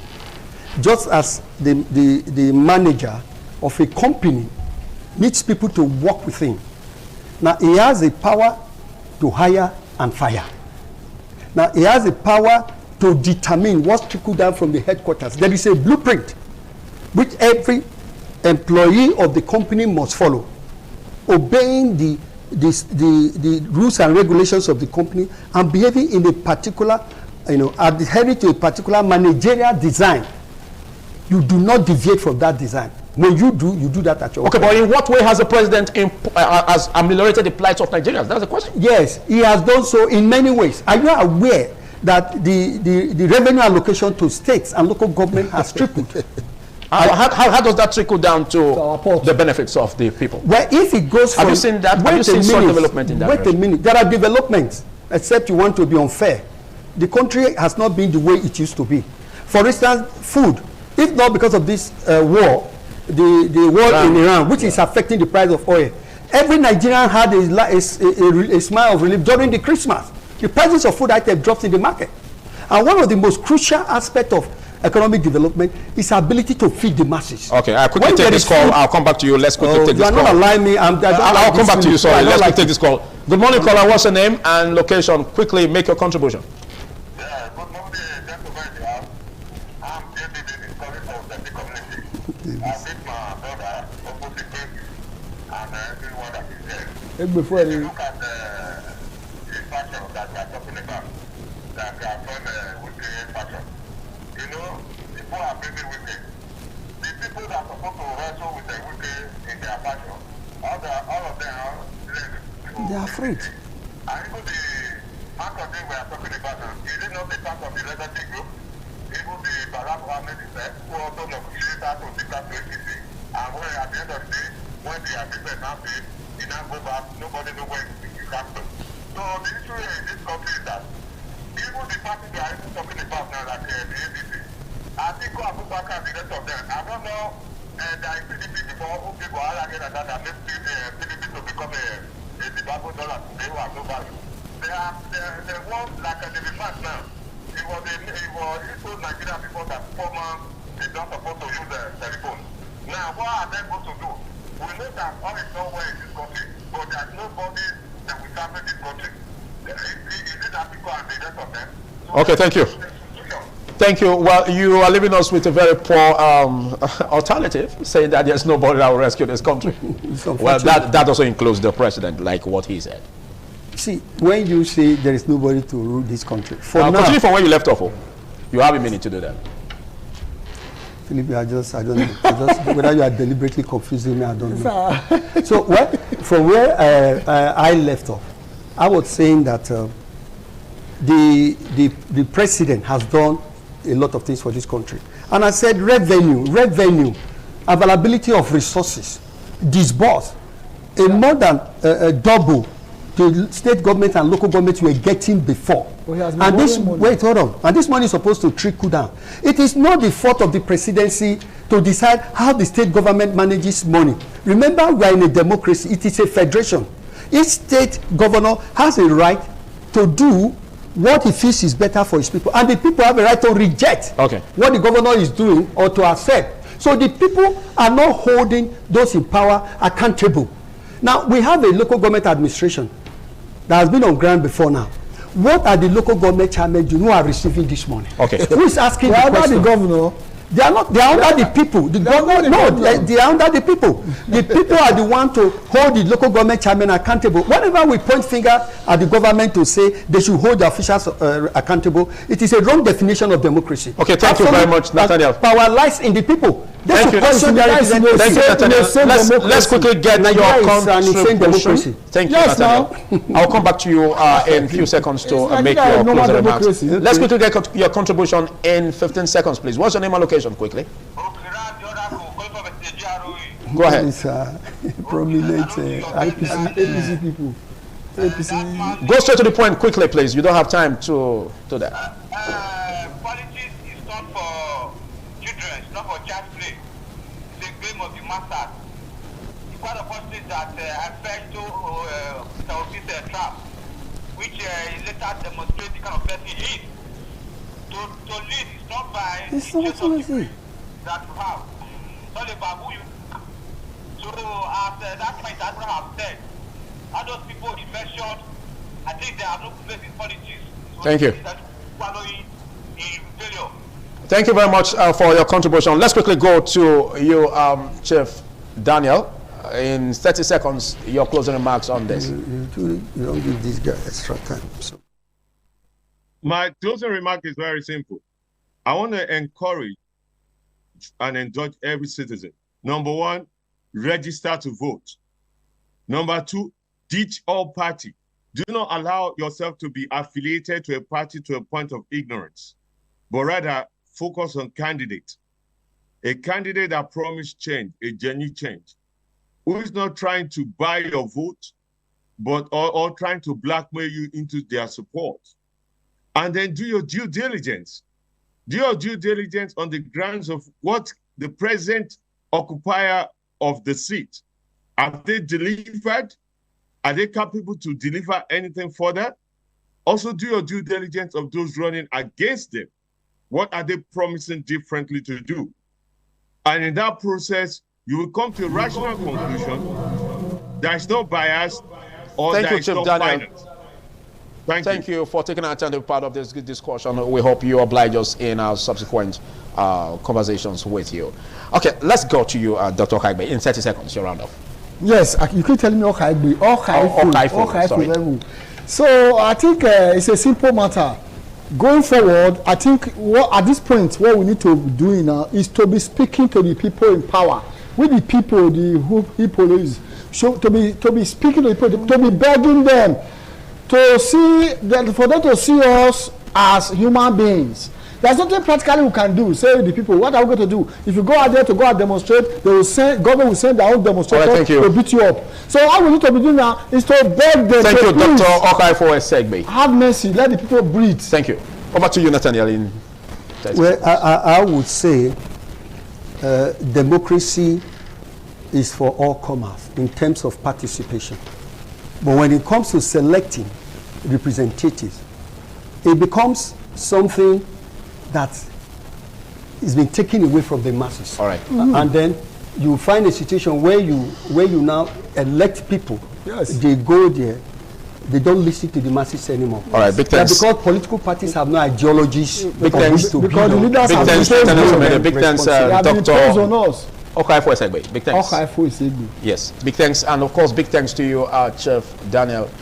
Big thanks for taking our time to be part of this. This is where we call it a wrap. Big thanks to listeners on independent radio and, of course, viewers on independent television. We'll do this same time next week. Bye for now.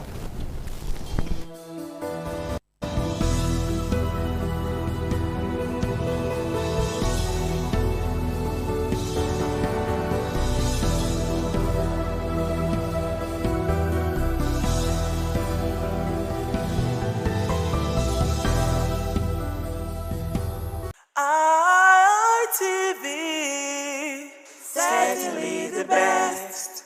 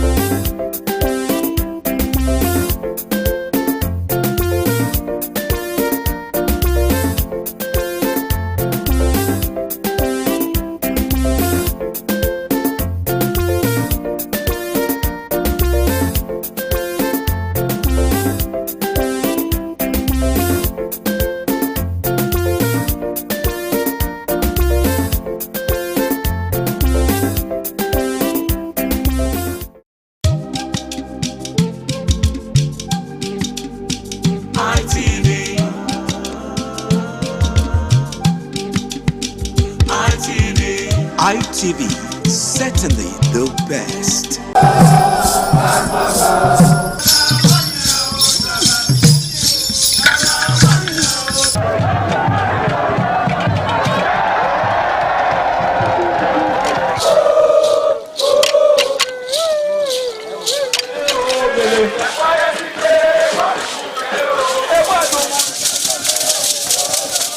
This is Akwa Game, a popular game in Africa played by our ancestors to entertain themselves after each day of famine.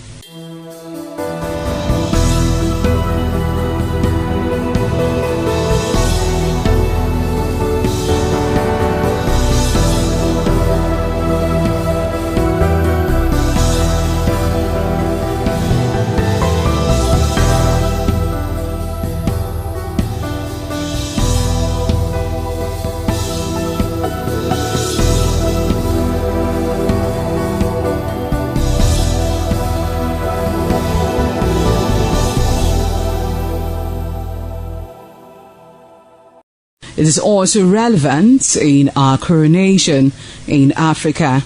It is a sport and indeed very interesting, as every seed had a role in the game.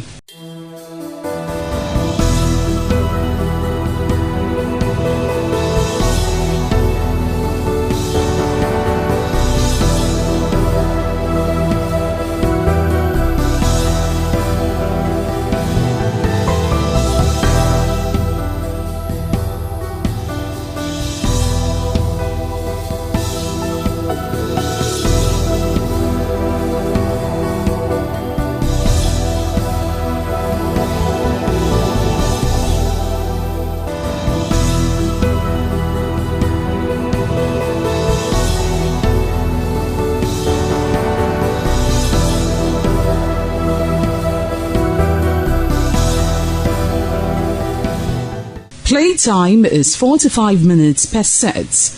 There is no age limit as long as you can spin Akwa seed.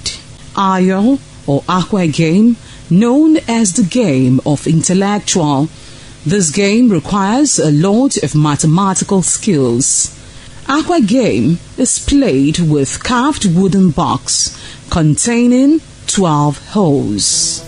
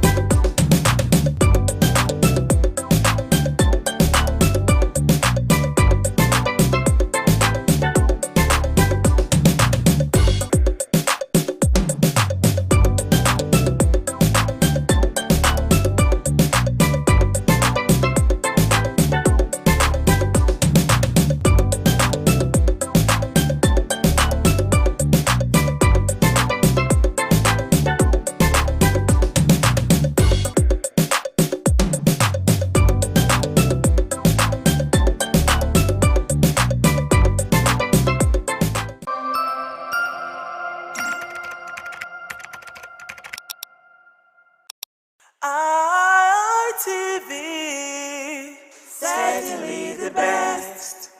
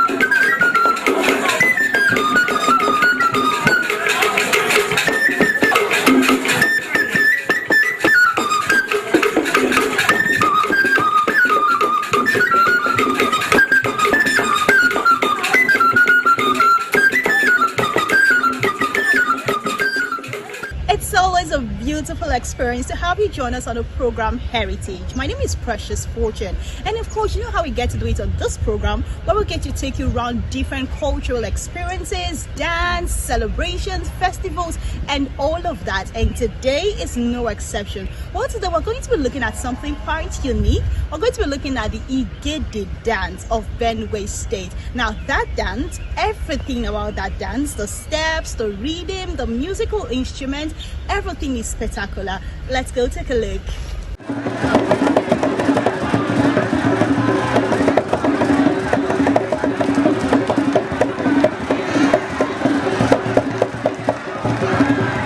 The Igede dance is a popular and vibrant cultural performance of the Igede people of Benue State, Nigeria. It is often associated with the Igede Agba Festival, a major cultural celebration that showcases the heritage and identity of the people.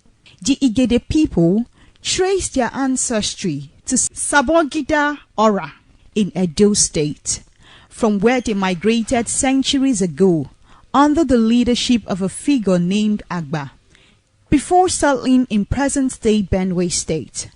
The dance derives its name from the legendary founder, Agba, who was said to be a renowned native doctor. According to tradition, he was deeply connected to a musical instrument called Igede, from which the people and eventually the dance got its name.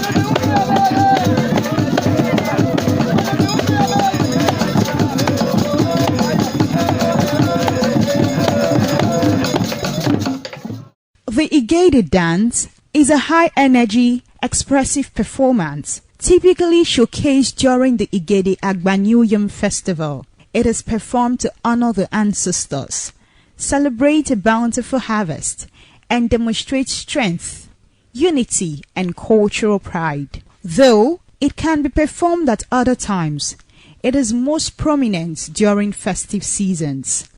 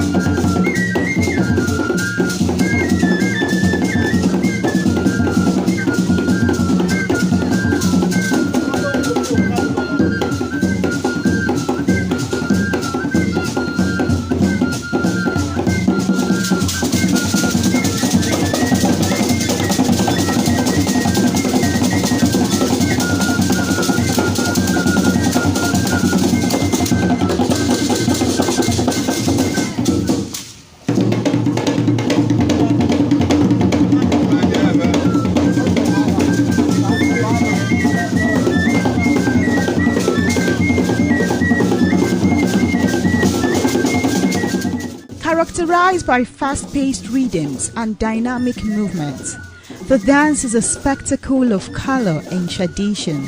Dancers adorn themselves in striking traditional attire, often in shades of blue, white, and black, creating a visually captivating performance that reflects the richness of Igede culture.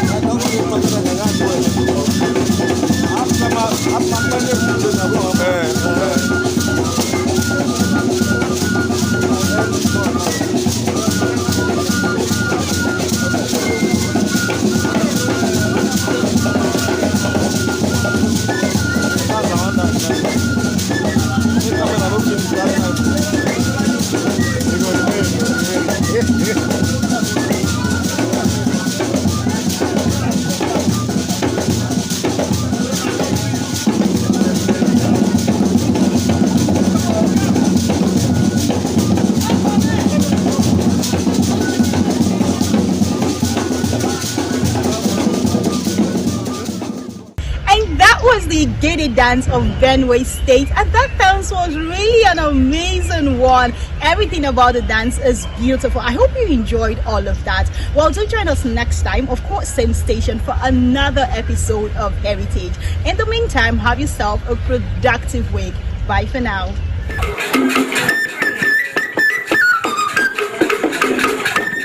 ITV, certainly the best.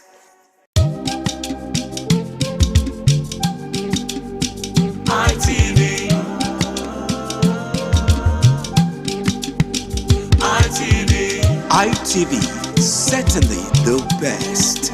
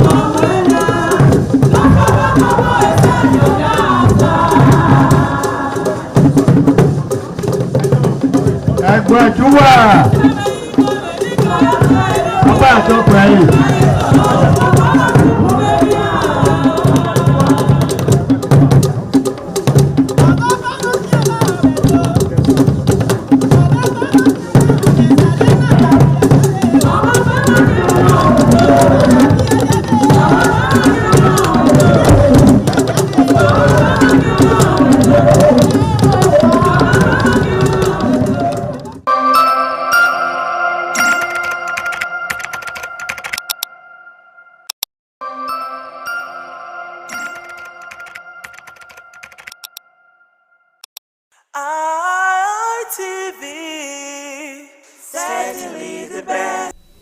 Good afternoon and welcome to an amazing Friday afternoon here in the studio. It is Itches and Voices. And remember, Itches and Voices is brought to you by NAVVID, Network for the Advancement of Persons with Visible Disabilities. And also, happy Workers' Day to all the workers across Nigeria. I hope the Friday is going amazingly well for you. For a couple of weeks now, we've been talking about the current fuel hike and how it's affecting persons with disabilities. But we've not yet touched on how it's affecting students with disabilities, and that's what we'll be doing in the studio today. Our guest for today is Mr. Chinemere David, and he's a teacher in the special schools for kids, and also is also the chairperson for the Association of Technology Inclined Visually Impaired in Nigeria, the Edo State chapter. And to do justice to our hearing impaired community, we have Mrs. Cynthia Godwin Aya, who is our sign language interpreter. Welcome to the studio, Mr. Chinemere. Thank you so much. Thank you so much. Okay, for us to dive straight into the conversation, can you please introduce yourself to us and what you do properly? Well, my name, like you've said, is Chinemere David Iwala. I'm a teacher currently at School for the Visually Impaired here in Benin City. Also, I am the chairman of Association of Technology Inclined Visually Impaired Persons of Nigeria, Edo State chapter. Okay, that's amazing. Can you just give us a little bit into what your association is about? Just a quick intro. Basically, just like the name implies, we are a technology inclined association that tries to say how we could leverage on technology, either modern or traditional technology, to see how we could equip our people to empower them for today's world. Basically, that's just what we do. So that means you guys work with students with disability also? Everybody. Okay. Yeah, now diving into the matter of the current fuel hike, I feel like it's a topic that is on everybody's lips, and it's a matter of concern. So can you tell us, before this current fuel hike, what is the challenges or one of the challenges that students with disabilities face, maybe coming to school in the process of learning and maybe in their daily lives as students before the fuel hike? Can you give us an insight of what some of the challenges they face? You know, like I say always, another word for disability is limitation.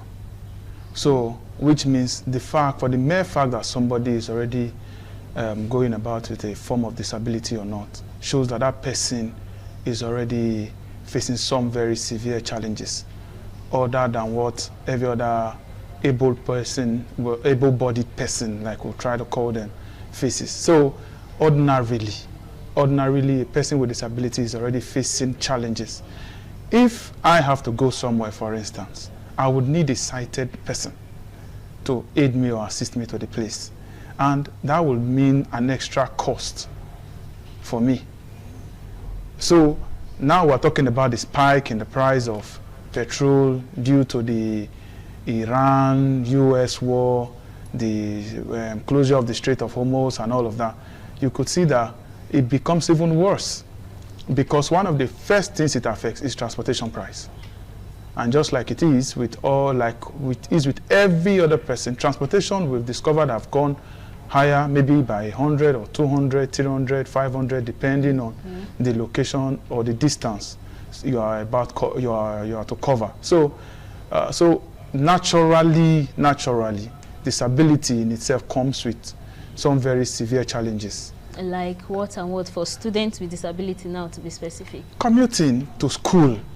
Okay. Commuting to school, you know, it became very, very serious. If you see like when we took, what will I call it now? When we tried to understudy what happened when they relocated us, for instance, we were at a place, though we've been promised now we'll be taken back, and that is a temporary measure. We were relocated from our former location at Iviore Primary School, that's close to St. Augustine, around that Ukege area. We were located to Uwa Primary School and Izevige, which is along First. You could see that from then on, it became extremely very challenging, because many people had to drop out because of the extra costs that they had to pay coming to school. Many people had to drop out. So that if you even check our books, you'll see that we had a reduced student attendance in school from then on until now. It's maybe now some people are trying to find a way around the whole situation, and maybe some are beginning to come back and all of that. Okay. Oh, okay. So now that the current fuel hike is an issue currently, so what is there a different challenges that has been faced by the students, or is it the same? Is there a difference? Of course, of course. It naturally follows that it's just like, for instance, most of our pupils are from remote parts of Edo State. We have pupils from Igara, we have pupils from Urumi, Irwa, and all of those other parts, Oronigbe, all other parts of Edo State. So now it's a no-brainer. Let's just try to estimate how much it will cost to bring somebody from Igara, the capital of Akoko Edo, for instance, or Auchi. How much the price is now. And that person will have to come, because this, for instance, is a primary school, which will mean that, oh, these are young people. Yes. These are young persons. So that person, you cannot leave a child. Well, I have a child in my school who's just 7. She's just 7 years. And she comes from, is it Opoji? Yeah, something Opoji. That child definitely cannot come herself. She will have to come, sometimes she comes with her grandmother or one of her aunties or something. So that child will have to come with an extra person. So you can imagine how much it is now. So naturally, even without thinking too much, you just discover that, of course, that puts an extra burden on the person's already strained finances. Yes, that's very true. But is there something that the school is doing currently to help, I mean the school or the institution, to help these students? You know, there's another danger will come from somebody who's being carried on the back cannot carry on that person. The school itself needs help. So how can the school who needs help the pupils? The most we can do is to try to see how we could advocate, call on well-spirited individuals, corporate organizations who have persons with disability at heart, and maybe the government, to try to see how we could help some of these pupils. I personally, I have to solicit cash from my friends to even transport some of my pupils sometimes home or back from school or back from home. Yes, personally, I've done that in the past. So, except we just want to go out of our way personally to do some of those things. The school does not have any structured plan or any of all of those resources to be able to carry out that kind of activity. Well, the thing is that what you just mentioned now is also a means of helping. Even though it is not well structured, it's still a means, and I'm sure that you're not the only teacher who is going this extra means to help some of those students. But then you made mention But the problem with that is that that's not sustainable. Very true. That's not sustainable. That's true. If, for instance, I do not have enough at the time, or all of the teachers are just faced with some kind of financial challenge at the time. Yes. So the question is, what do we do? So we have to look for sustainable measures to try to see how we could always get these people to school. Because for me, I just don't see another way a person with visual impairment in particular, or persons with disabilities in general, can go about life without education. Yes. For me, education is a leveler. Education is a leveler. The best pathway I feel for persons with disabilities to be able to come out of the shackles of poverty, for me, is simply education. There could be other ways, but that's like the number one. That's like the number one. Okay, yeah. That makes a lot of sense. And my boss, Barrister Melody, will always say that education is a leveler. When you said it, that is one of his favorite words, because a lot of times people act like persons with disabilities are liabilities, but education is a way to even change that. Exactly. That is a stereotype. Education is one way to change that. And now going back to what you said about the school, you mentioned the fact that the school on its own needs some things. Can you help us with some of the things that are like shortage in the school, some of the challenges that the school is facing itself? Or let's say special school generally, like some of the things or challenges that they might have that is quite different from the normal school, or if I should put it that way. Yeah, I think now we're talking about the spike in the price of petrol because of the crisis and all of that. So the immediate thing would be that the school needs, like our school, for instance, used to have a bus. Okay. But it's been very challenging. Something's happened recently, and that bus is no longer. It's not been on the road for more than 2 years now. Wow. So, also very importantly too, I think these whole special schools in Edo State needs a boarding facility, needs accommodation. That is a very pressing need. Something I think whether corporate organizations, whether government, just need to find a way around. Very seriously, the special schools in Edo State need boarding facility. It's very, very important because pupils commuting to school every day, it's quite very risky. Very risky, especially for persons with visual impairment. We've had stories of where persons with visual impairment were either hit by a vehicle or fell into a drainage or something. You could imagine sometimes, we're about approaching the rainy season now. That makes it even more challenging. So, very importantly, and as a pressing need, the school needs accommodation, like a boarding facility. Okay, well, I really wasn't referring to the accommodation and boarding facility now. I was talking more of like materials we need in school. Yes, like the school outside persons, outside the kids now, like the school itself.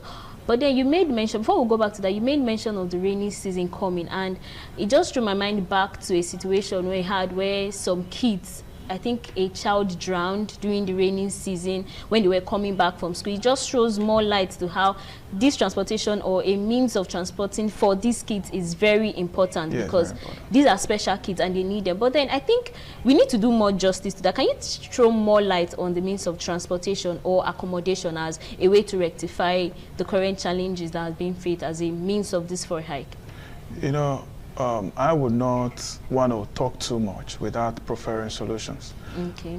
I'm thinking in my head while we were having this conversation that maybe in the short run, I'm thinking in the short term, the government should, the government should find a way to maybe talk to maybe all these public government-owned transport companies. I am aware Edo State, for instance, has the Edo line. Like those who are coming from other parts or very far distance, maybe if they are able to show cause that they are persons with disability and they are pupils, maybe the government should be able to talk to all of these people if they could bring them down free of any cost. That's in the short term. In the long term, I'm thinking that persons with disability should have a disability identity card with which they can access government services, whether at very subsidized cost or free of cost completely. I don't think that's too much for the government to do. Because the question we always ask is, how many are we? How many are we? We are a very infinitesimal percentage of the entire population. So I'm thinking that the government this is something that it can do for persons with disability to assist. Or like it is, for instance, in Lagos, you are aware of the BRT buses. If a person with disability gets on the BRT buses, you are paying no dime. You're not paying a dime for getting on the BRT bus. So government should look at things like this to cushion the effect. For instance, I am a teacher and I'm a person with visual impairment. If transportation is taken away, if the cost of transportation is taken away from the money I have to spend from time to time, of course that will help me a lot, for instance, and other persons with visual impairment and disability too. Okay, so we're going to come back to that, but right now we will be going on a very short break. We did an interviewing a couple of persons, including teachers and advocates for the disability community, to talk on this same matter on how the current fuel hike is affecting students with disability. So we're going to play it right now and we'll be right back. Thank you. With the recent fuel hike, we spoke to educators and disability advocates to understand its impact on students with disabilities, and here's what they had to say. I am Chinemerem David Iwala, the chairman of Association of Technology Inclined Visually Impaired Persons of Nigeria, Edo State Chapter. Good day, everybody. My name is Igudu Clara. I'm a teacher. My name is Ignoma Yorobosa Timothy, a member of Nigeria Association for the Blind, Edo State Chapter, and the Edo SAC coordinator, NAB. It's having a huge impact on them. You see, as a child with visual impairment, specifically, a child needs the assistance of the parents or a guardian, and that will require paying for two persons. So if they're supposed to pay 300 naira, for example, a person, 600 for two of them, it will now require maybe 500 naira for one person, making it 1,000. And now the parents will have to drop the child in school, go back, When the child closes from school, the parent will have to come back. So imagine how much the parent will have to pay to bring the child to school. The parents will go back, then come back again to pick that same child back home before going to wherever he or she is working. So it's a huge challenge. It's having so much effect on them. And my prayer is that this hiking should not affect these children's academics. Clearly, without even racking your brain, you will know that for persons with visual impairment, it's going to be an extra burden on their finances. Because these people are already strained. You already know there's just a natural price in the cost of transportation when you're commuting around town. And what makes it more interesting is that many of the people who come to school in Benin come from other parts of Edo State. There are some who come from the Edo Central part, there are some who come from Edo North, and you can imagine what it would be on the already strained finances of their parents, for instance. So for us as visually impaired persons, you will know that already, automatically, it's already an extra cost for us. Thank you very much. We see these fuel increments are really affect a person with disability, most especially students. You see, for example, a parent is bringing his or her child to school now. He or she will first of all come with the child to school before going back. Coming back again in the afternoon to come and pick that same child. Where you normally take a vehicle before 200 naira, it's now 500 naira, 600 naira. And because of this now, most parents, to eat 3 square meals difficult, talk of affording those transport. The thing is really biting hard on the community, person with disability. And by way of recommendation, I would suggest that just like it is in Lagos and other parts of the world, or you see all over the world, because of this increment in the price of petrol, for instance, many countries all over the world have been putting measures. So by way of recommendation, I would suggest that maybe for students or persons with disability, for maybe public buses, transportation should be totally free or subsidized for them, or in the long run, we would like to ask that accommodation be provided for especially students. I think that is a very pressing need.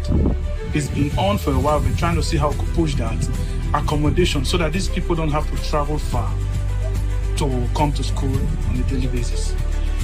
Well, the way forward in all this is for the relevant authority to please look into boarding facility for person with disability, so that the student will have a hostel where they can stay and learn effectively, so that the burden of coming from home will be reduced from the part of the parents, because many children they are at home because of no boarding facility.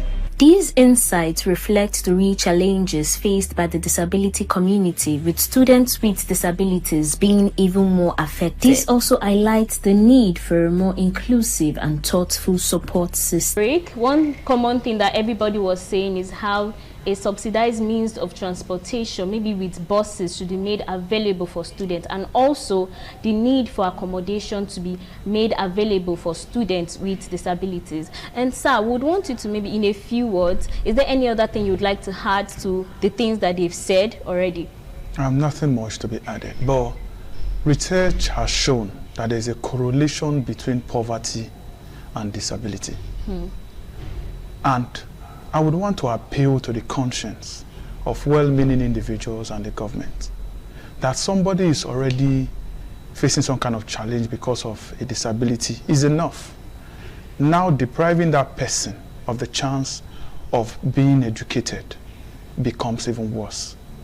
So please, we are appealing that on the basis of the price hike in petroleum products, no child should be denied a chance at getting educated.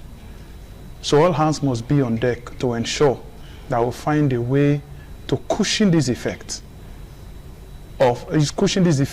that this hiking transportation price has on persons with disabilities. Thank you very much. Thank you very much, sir.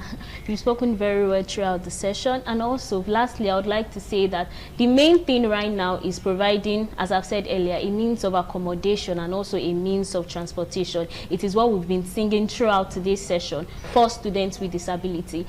And as we're bringing this series to a close on the fuel hike and how it's affecting persons with disability, I would like to say that there is a need for us to put persons with disabilities in decisions that matter when it comes to fuel hike or every single economic decision that is being made in our country, as they are also a huge part of our society. And to wrap this up, I'll be saying again, Happy Workers' Day to all our workers across Nigeria, and remember, spot a each and be a voice. Thank you.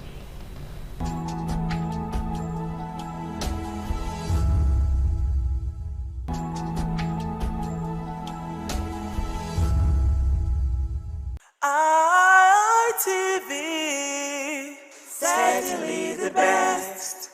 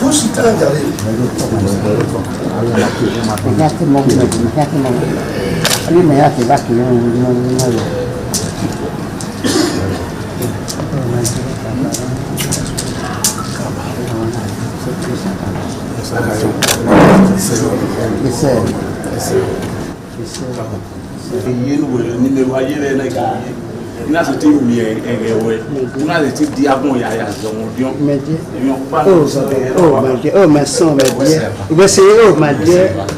Oh, already I'm here. Is that where I live? You're not over. Yes. You're not over.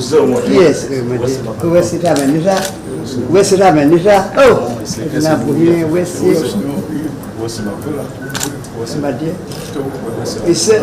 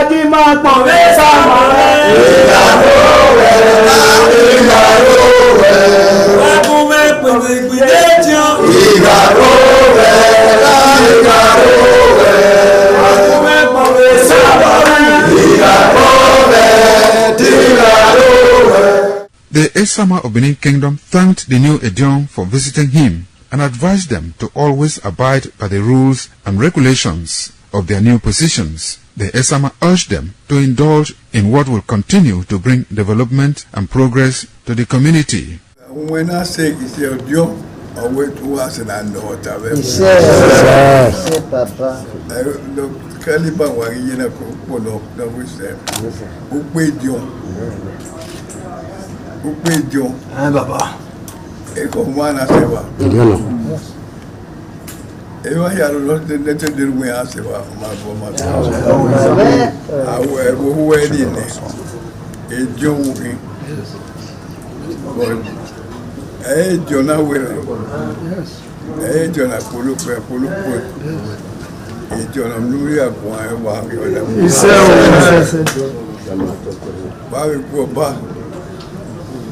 John William. Kaja de nena ya de boyi. Why we are there no matter look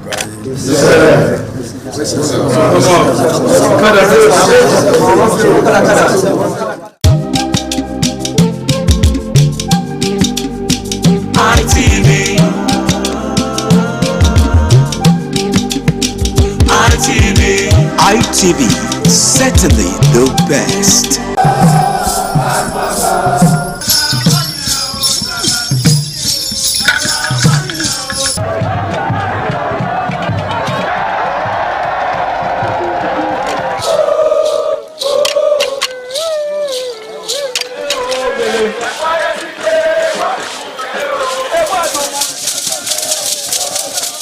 The Ekoko masquerades from Ute village, whose cult is connected with Obaeware and his mother, Elere, appear on this occasion to bless the Oba.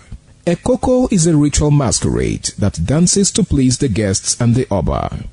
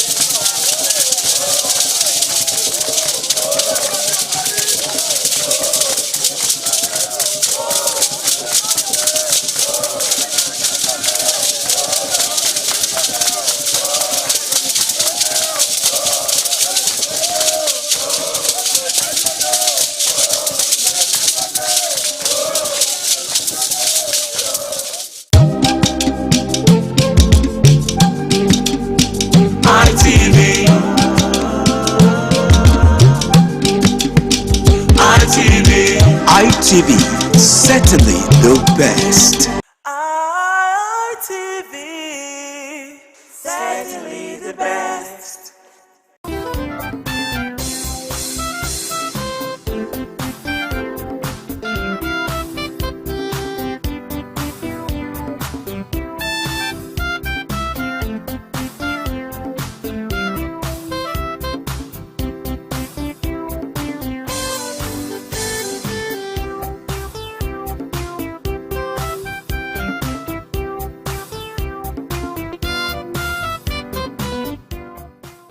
Good morning and welcome to another exciting episode of Tech Today, the program where we break down technology in a way that truly connects with your everyday life. Now, let me paint a picture for you right there. Okay, say you wake up in the morning and the first thing you do is you reach out for your phone. You want to check for your messages, you want to scroll through social media, or maybe catch up with the news. But today is different because WhatsApp refuses to open, Instagram is not loading, Google is not responding. You assume it's your data. Okay, you check your balance, your data is active. You switch airplane mode on and off, still nothing. You restart your phone, nothing changes. Then slowly you begin to realize something is wrong. Not just with your phone, but it's everywhere. No one has internet. No messages are going through. No apps are working. No websites are loading. Nigeria as a nation is completely offline. Today on Tech Today, we are exploring a powerful and important question. What really happens if the internet goes off for 24 hours? What really happens if Nigeria loses internet access for just 24 hours? All right, before we go deep into this discussion, let us take a look at tech updates. What is shaping the world of tech? What is shaping in the world of tech? What is the new thing happening in the world of tech? After the short break.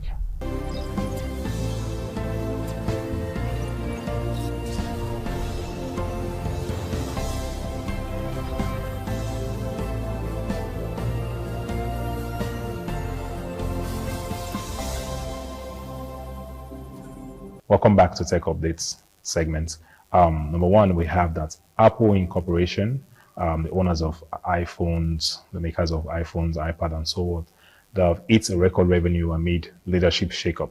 Tech giant Apple Incorporated has reported a massive quarterly revenue of over $100 billion US, driven largely by strong iPhone sales and growth in the service segment. However, alongside this financial success, reports indicate a potential leadership transition, with longtime CEO Tim Cook expected to step down in the near future. This creates an interesting situation where the company is performing exceptionally well, yet preparing for a major change at the top. Analysts say the next leader will face one big question. What is that question? How to push Apple further into AI era while maintaining its dominance in hardware. We'll be here to bring you more updates on that. Next in the Tech Updates segment, we have the artificial intelligence, AI. We always talk about AI. There's no time to talk about tech updates and we don't talk about AI. It's moving beyond just applications. It's becoming part of everyday technology because it is rapidly evolving beyond chatbots and mobile apps, and is becoming deeply integrated into everyday tools and systems.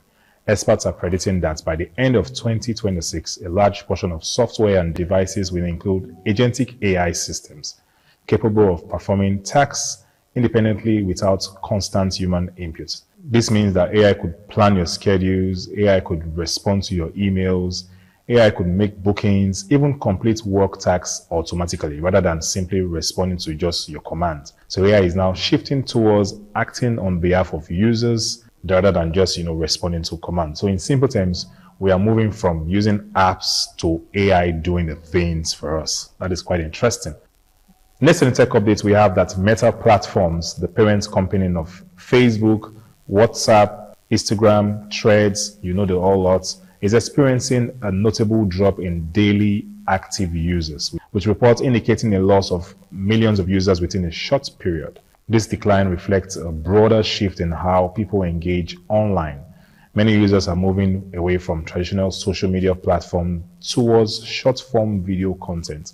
They're moving towards private communities and increasingly an AI-driven platform and tools. Industry Watchers says that this could signal the beginning of a new phase in the internet where users prioritize utility and personalization over passive scrolling. So whether it's the record-breaking company preparing for change, artificial intelligence taking over everyday tasks, or social media platform losing their grip, one thing is very clear. The digital world is entering a completely new phase. We'll take a short break now and we'll go back to the main topic of today, which is what happens if we lose internet for 24 hours in Nigeria. Don't go nowhere.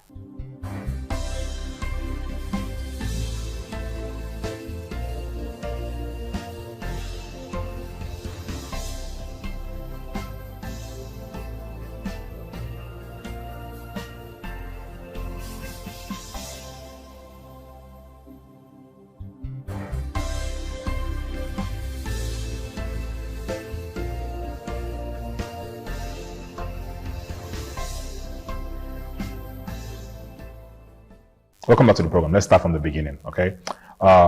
In the first few hours, I'm going to explain to you what may be happening when we lose internet for 24 hours. So in the first few hours that this may happen, maybe many persons may not panic. People will assume it's a network problem. You see MTN users will start blaming MTN, you know, the red users will start blaming the red network, the green users will start, you know, they may not even notice that this has even happened immediately. So people may begin to just go about their normal routine, you know, turning their data off and on. Some persons may even switch their SIM cards. Some persons may restart their phone multiple times because they're just surprised why is internet going off? Why is there no internet? Some people may reset their network settings. Office may begin to, you know, think that it's just a temporary glitch. They'll be calling the network engineer up and down and all of that. But something interesting will start to happen because this issue is everywhere. Banks, offices, home cafes, everyone is experiencing the same thing. At this point, confusion begins to spread. If internet goes off for, say, 4 hours, within 4 hours, now the reality starts to set in. You know, from 4 hours stop, you say it's not just a simple network issue anymore. The thing is something very big. It's bigger than what they thought. Now let's talk about money. In Nigeria today, a large percentage of daily transactions happen digitally. Okay, POS machine stops working, mobile banking apps would fail, online transfers cannot even go through. And imagine walking into a store to buy something and they tell you, there's no transfer or no POS or cash only.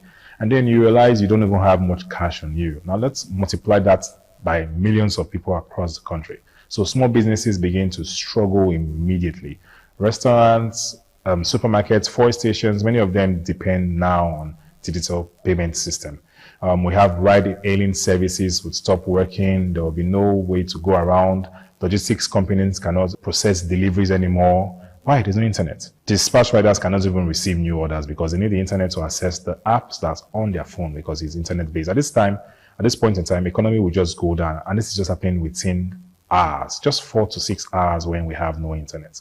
Now, I want to go to the third phase where I feel we'll have some critical systems really under pressure. Okay, the stage we move now is something very serious because we have hospitals. Because nowadays, many modern hospitals rely on digital system. They rely on it for patient records, for communication system, even some diagnosis tools. So without internet access, there'll be no access to certain service provider become very slow. Airport and aviation system may even experience delay. I know that we have flights rescheduling, check-ins, and communication system rely heavily on this connectivity. What about media houses? They also feel the impact because live field, international news access will be cut short, and streaming platforms will all be affected. Even security agencies may face communication challenges depending on their systems. Okay, at this stage, the country is not just inconvenienced; it is under pressure. Now let's take a look at the social impact of this. That's the human side of this internet disconnection. Okay, this is something actually very deep at the human experience. Imagine when internet is off for 24 hours, you have no WhatsApp, no social media, no instant messaging. For many people, this is more than even an inconvenience because it feels like isolation because many people since nowadays depend solely on the internet. You know, they are also used to constant connection that makes offline feel uncomfortable. But something interesting also happens when we have no internet for like the period. People begin to talk more, you know, face-to-face conversation returns. You see neighbors will interact more. Families will spend more time together without any distraction from their phones. For some, it may feel very refreshing. For others, it may feel really unbearable. I know that many of us out there would not be able to stand the chance of not, pressing the phone or chatting or scrolling through those many social apps. It will be difficult. I just imagine myself not able to go online for just over an hour, talking of 24 hours without the internet. It's something that many persons cannot even bear. Okay, because you are constantly interacting with someone via, maybe it's a business deal. It may not just be just for chats, just to keep up with your friend or thereabouts. Maybe for business. It also may for maybe you're having a job interview somewhere. It's going to disconnect you really very well. Now, this is not just a hypothetical discussion. Internet outages have happened before. There have been cases where undersea cables that supply internet to an entire region were damaged. I think sometime last year we had this issue that we had the internet, but it was really dragging. In some African countries, internets were down for hours and even days due to those cable cuts. And in other parts of the world, major platforms have gone offline, affecting billions and billions of users at once. Okay, there's also be a situation where we have the cyber attacks that actually disrupt internet services. So this is real. What I'm trying to say is that our viewers out there, it can happen. And if this happens, the effects are immediate and they are widespread. Now, why do you think everything is connected? Why do you think this will affect us so much? Why does everything collapse so quickly? It's simple, because the internet is no longer just for communication. It is the backbone of banking system, the backbone for transportation, healthcare, like I mentioned earlier, education, media, and business operations, and a whole lot more. So we are not just using the internet, we are actively depending. Historically, joining the Elders Council, an individual must have reached a certain age and must have made significant contributions to the community through leadership, service, or other meaningful ways. There was jubilation in the community as sons and daughters of Okada, both at home and in the diaspora, trooped out to be part of the ceremony, with various homes of the initiates agog with festivities. Friends and well-wishers of those initiated into the Elders Council jubilated at the Ogwedion after performing all traditional rites. The elders, known as Edion, in company with their loved ones, danced to their various homes where guests and family members were entertained.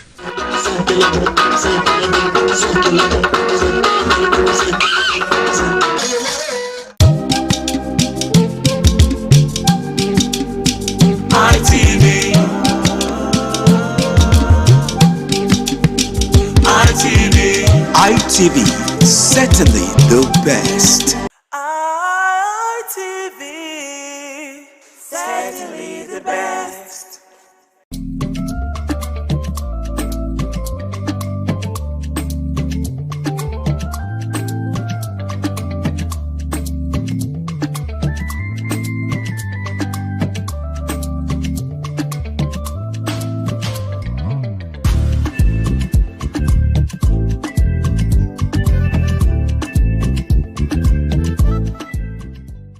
Hello and welcome to WIC Women in Conversation. It's a table where women sit and discuss things that are pertaining to women, but not just the women. Anyways, we talk about men because without men we can have the women, and without the women we can have the men. So there must be discussion going around both women and men, and of course the children too.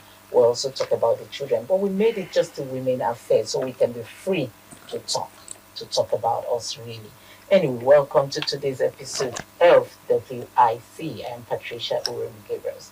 And with me today to discuss some of the things we'll be talking about, I have to my left, Ayo Alibalugu. Ayo Alibalugu, you're welcome to the program. She's a consultant. Don't let me forget that aspect of her. She's a consultant. Welcome to this program. Thank you for having me. It's good to have you. And to my right, I have Princess Edith Madijemun. Princess Edith is the CEO of Africa, Fredet Gold Collections. Okay, so she's the one that beautifies us. Anyway, let me put it that way. So she makes everything that we happen, and she makes us look this good. Edith, you're welcome. Thank you. Thanks for having me. And then to my far left, I have Mercy Emmanuel.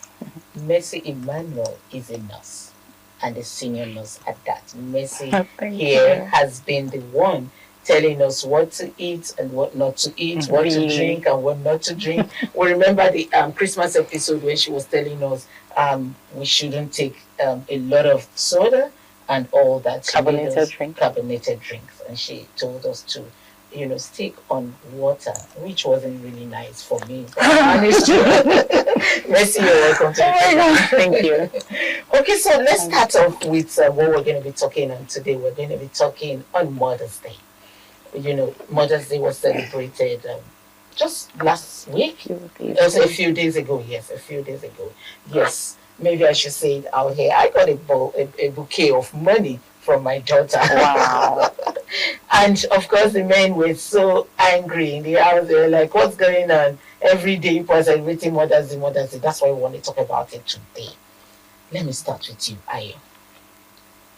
A lot of people say we're always celebrating Mother's Day. In fact, some men say Mother's Day, are they the only ones in the world? They are celebrating them every time. Because we just did the International Women's Day in March 8th. Yes. And then a few days after is Mother's Day. March 15th. Yes, I remember that March 8th, my son also woke up and said, Mommy, what do you want? I want to order for you. It's International Women's Day. And I was like, thank you. And he did order me something. And then a few days after, I'm being celebrated again. So the men are not upset. They're not angry, but they're asking questions. Why is it that the women are more celebrated than the men? Well, it's a function of perception, as far as I see it. Let's just say that the month of March is a month dedicated to celebrating women largely. And not just women. Now let's narrow it down to Mother's Day. There could be a man who doubles as a father and a mother, who nurtures the son, the daughter. Such men too are recognized on Mother's Day. Sure. As a single mother, my daughter makes it a point of duty to celebrate me on Father's Day. Wow. Oh, yes. And celebrate every man who has contributed positively to her life and made an impact to her life. Yeah. So I also take our time to celebrate the men who also pull that by virtue of maybe being divorced and they're taking care of their children or the widowed. So mothering is just another word for nurturing. It is not a clash or the fight of the sexes, to be honest. Gender. So when some men, trivialize it, every day should be used to celebrate the people you love. That's my point. That's your point. Okay, for Edith, men also have Father's Day. Yeah. Okay. But they are still insisting that the Father's Day is not widely recognized the way Mother's Day is being recognized, and they don't celebrate them the way mothers are being celebrated. What's your take on that? As far as thank you for that. As far as I'm concerned, I think I know there is day set aside for International Father's Day, just as we have International Mother's Day. But fortunately for women, we have the next week, which is 15th of the same March, is the Mother's Day. True. So it's like a double celebration for women. Why she said the month of March is set aside to celebrate the womanhood, the mothers. Okay, now, why are men not comfortable with just one celebration in a month? You understand? In a year. It's, you give woman one egg, she will triple it. Whatever you give to the woman, she will multiply it times 10. So you give us International Women's Day, you give us Mother's Day. We elaborate it. They can't elaborate theirs. It's not our fault. Oh my God, princess. That's getting that. It's not our fault. We elaborate it. We celebrate ourselves. Even if we don't have anybody to celebrate us, I trust my women. We learn to celebrate ourselves. Yes, we have learned that. We have learned before, over the years, We look for people that will celebrate us. Exactly. We wallow in the pain and wallow in pity, self-pity, looking for who to celebrate us. I just give it to my women. These days, we have worn the garment of celebration. Whether it's our birthdays, whether it's Mother's Day, whether International Women's Day, we are celebrating ourselves. I think I will tell the men, also learn to celebrate yourself. They should loud it. They should amplify it. If you can amplify it, they should amplify it. Not it to obvious. That's it. Mercy. Okay, so the men says that their celebration is not as elaborate as the Women's Day celebration, just like Edith said. They said they complained also that even though they have their own special day, the children don't celebrate them the way they celebrate their moms. I don't agree. But that's what they're complaining now, about. the truth is, it's only the myopic minded that will say that when it comes to the men. Every man that realizes the importance of a woman would not say that. A woman, just as Edith said, a woman is a procreator. Whatever you give to a woman, the man only goes out there, I want to get the money, take care of the home.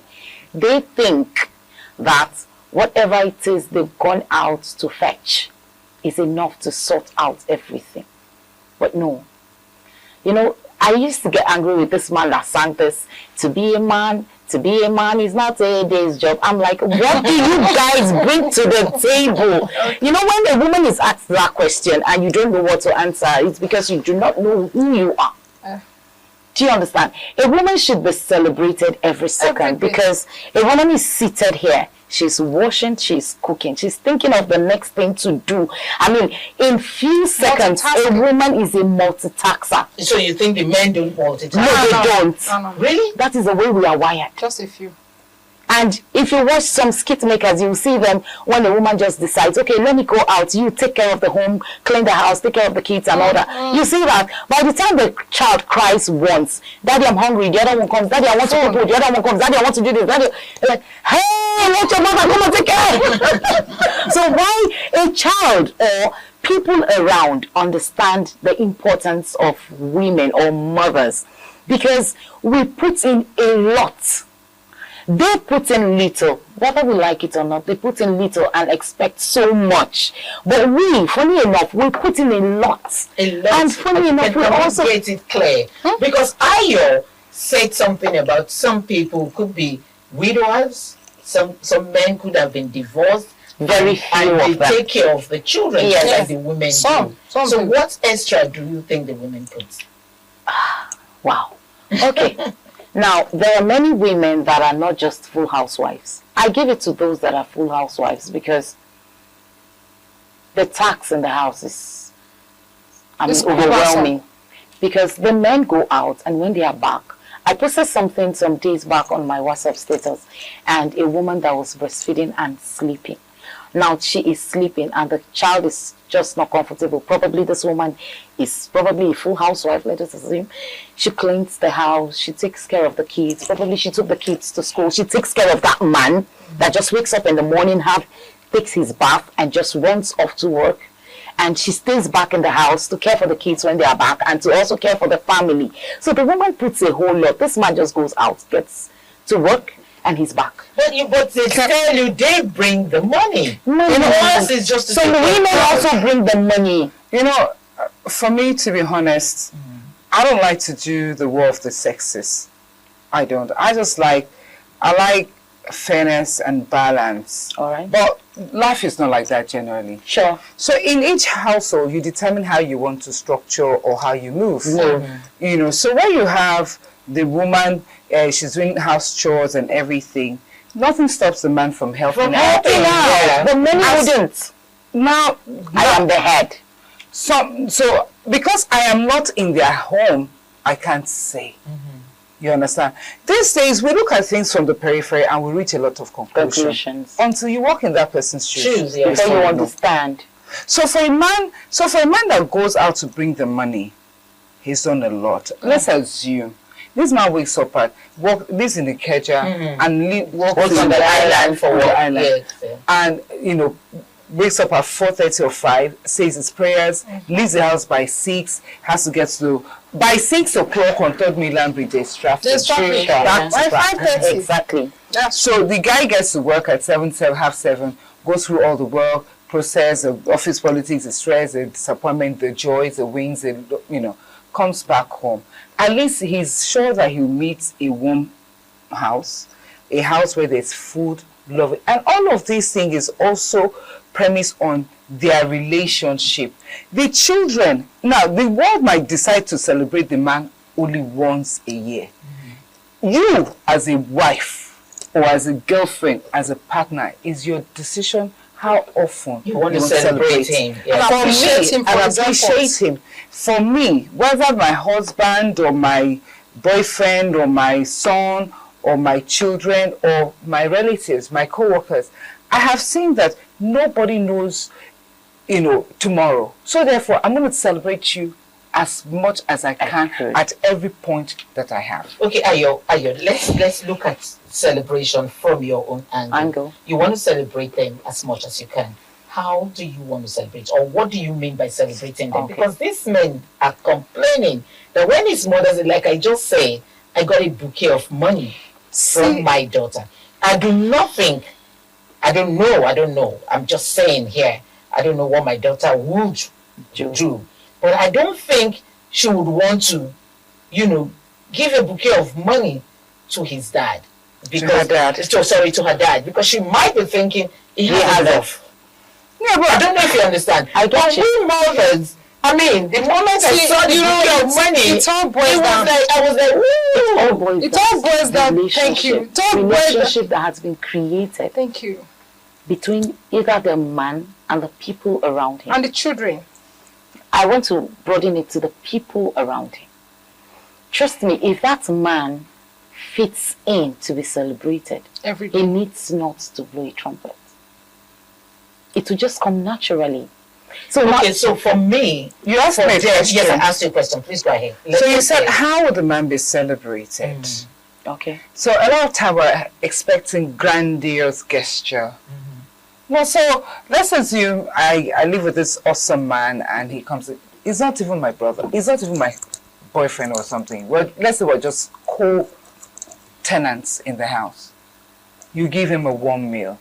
The way, the utensils with which you present it, you're not doing the regular, so today, you understand, you do, after setting the table, you now put his face, what's this one? I'm celebrating you now. In an unusual way. In an unusual, something creative, innovative. Your brother, your husband, your father gets back from work. Let's say, Dad, bring your feet. Let me massage you. You're a king. When you do that too, we begin to look at you with the bombastic side eyes. Having in mind that there is something behind this. Because men already have this mindset that for you to give me a special treat. Mercy, you use the term myopic. Yes. I love that. And that seals it for me. So even if you're dealing with a myopic man, you did it the first day, second day, third day, not day, but first time, second time, without asking anything. The person gets to understand. And then you also teach the person, if the person is myopic, not to think that replicates it. Oga, when I celebrate, you might go. See, you guys are not seeing it from my own perspective. Okay, please, what's your perspective? You're always on the war zone. Our perspectives are usually different. So let's hear from you. So the thing is this. We celebrate the present fathers every time. Just as we celebrate the present mothers. What of the absentee fathers? Are they also expected to be celebrated? And these are the men that you hear out there or you see out there complaining that my children are not celebrating me, nobody's celebrating me. No. When you have hold on please. When you have not built any bonding between you and your children and your relations, it is the bonding, it is the seed that you sow that will germinate. Let me come in there. Why I want to come in there is these complaints from men, why I decided to choose this topic, are fathers that are present with the children. They are saying on Mother's Day, the children go all out to at least get a gift for because the mothers sacrifice. So for them, Someone told me. Someone told me and said, for him, the children will just come, oh, Daddy, happy Father's Day. And everybody's up. That is for that the children go far to get gifts for the mother. That during the year, for the small children, you see them putting monies together and say, Mother's Day is coming. Mother's Day is coming. We'll buy present for mommy. So that is the argument. That's their not anger. That is for everyone in particular. That's not for general. Does he want material gift or emotional gift? Something happened this last, so American Father's Day was Valentine's Day. Valentine's Day, yeah. So on that Valentine's Day, a friend came to see me. And so whilst we were together, his son in America sent him a message, about 13 years old. And, sends, so something, happy Father's Day, I love you, Daddy. I love you. Happy Valentine's Day.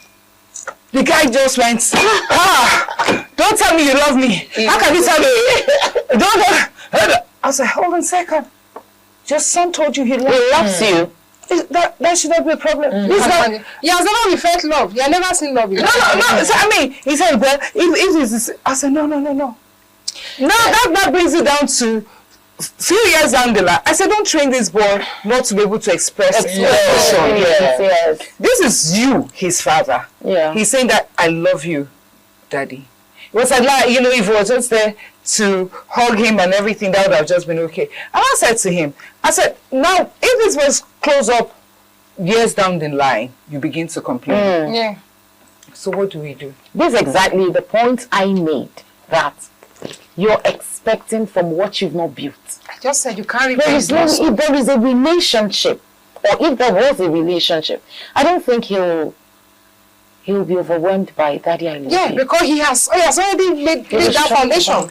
But this boy, trust me, for that boy to send that message, this is what he has been nurturing inside of him. Probably he has seen his friends exhibit that. I want to do this with my dad. And he's understanding that it's to your loved ones. It's your loved ones. So I now had to coach him. The Valentine's Day. So once he was there, my daughter sent me this beautiful cake, very cute and everything. My daughter is not gay. Exactly. You understand? So he was like, it's okay for you get. No. You see how they reason. And this is why we celebrate her. He said, why is this on Valentine's Day? You can search on your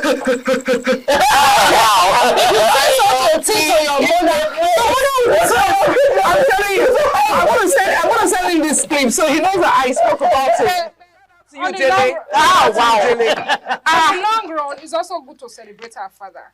It is. My dad was an amazing guy. Men also deserve to be celebrated. Oh yes, my dad was an amazing guy. Because most often they don't get gifts. To be frank, that's what most often they don't get gifts either from their partner, from their children, or from their colleague. The wives, the partner is good to also celebrate them. Yeah. The partner you have should a father learn to alive, train you them. have an uncle alive, you have a good support system, you have a destiny helper. That is a male. That is a male.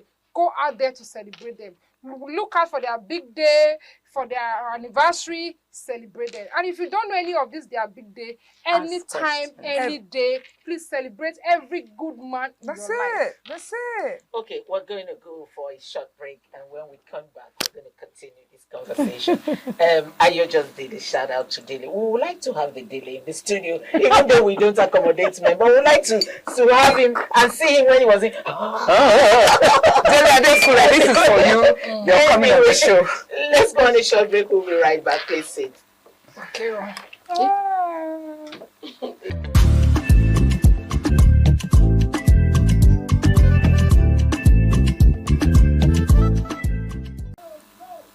Okay, welcome back. It's still Women in Conversation, WIC in short. We were talking about Mother's Day, and the continuation of the Mother's Day conversation has just begun.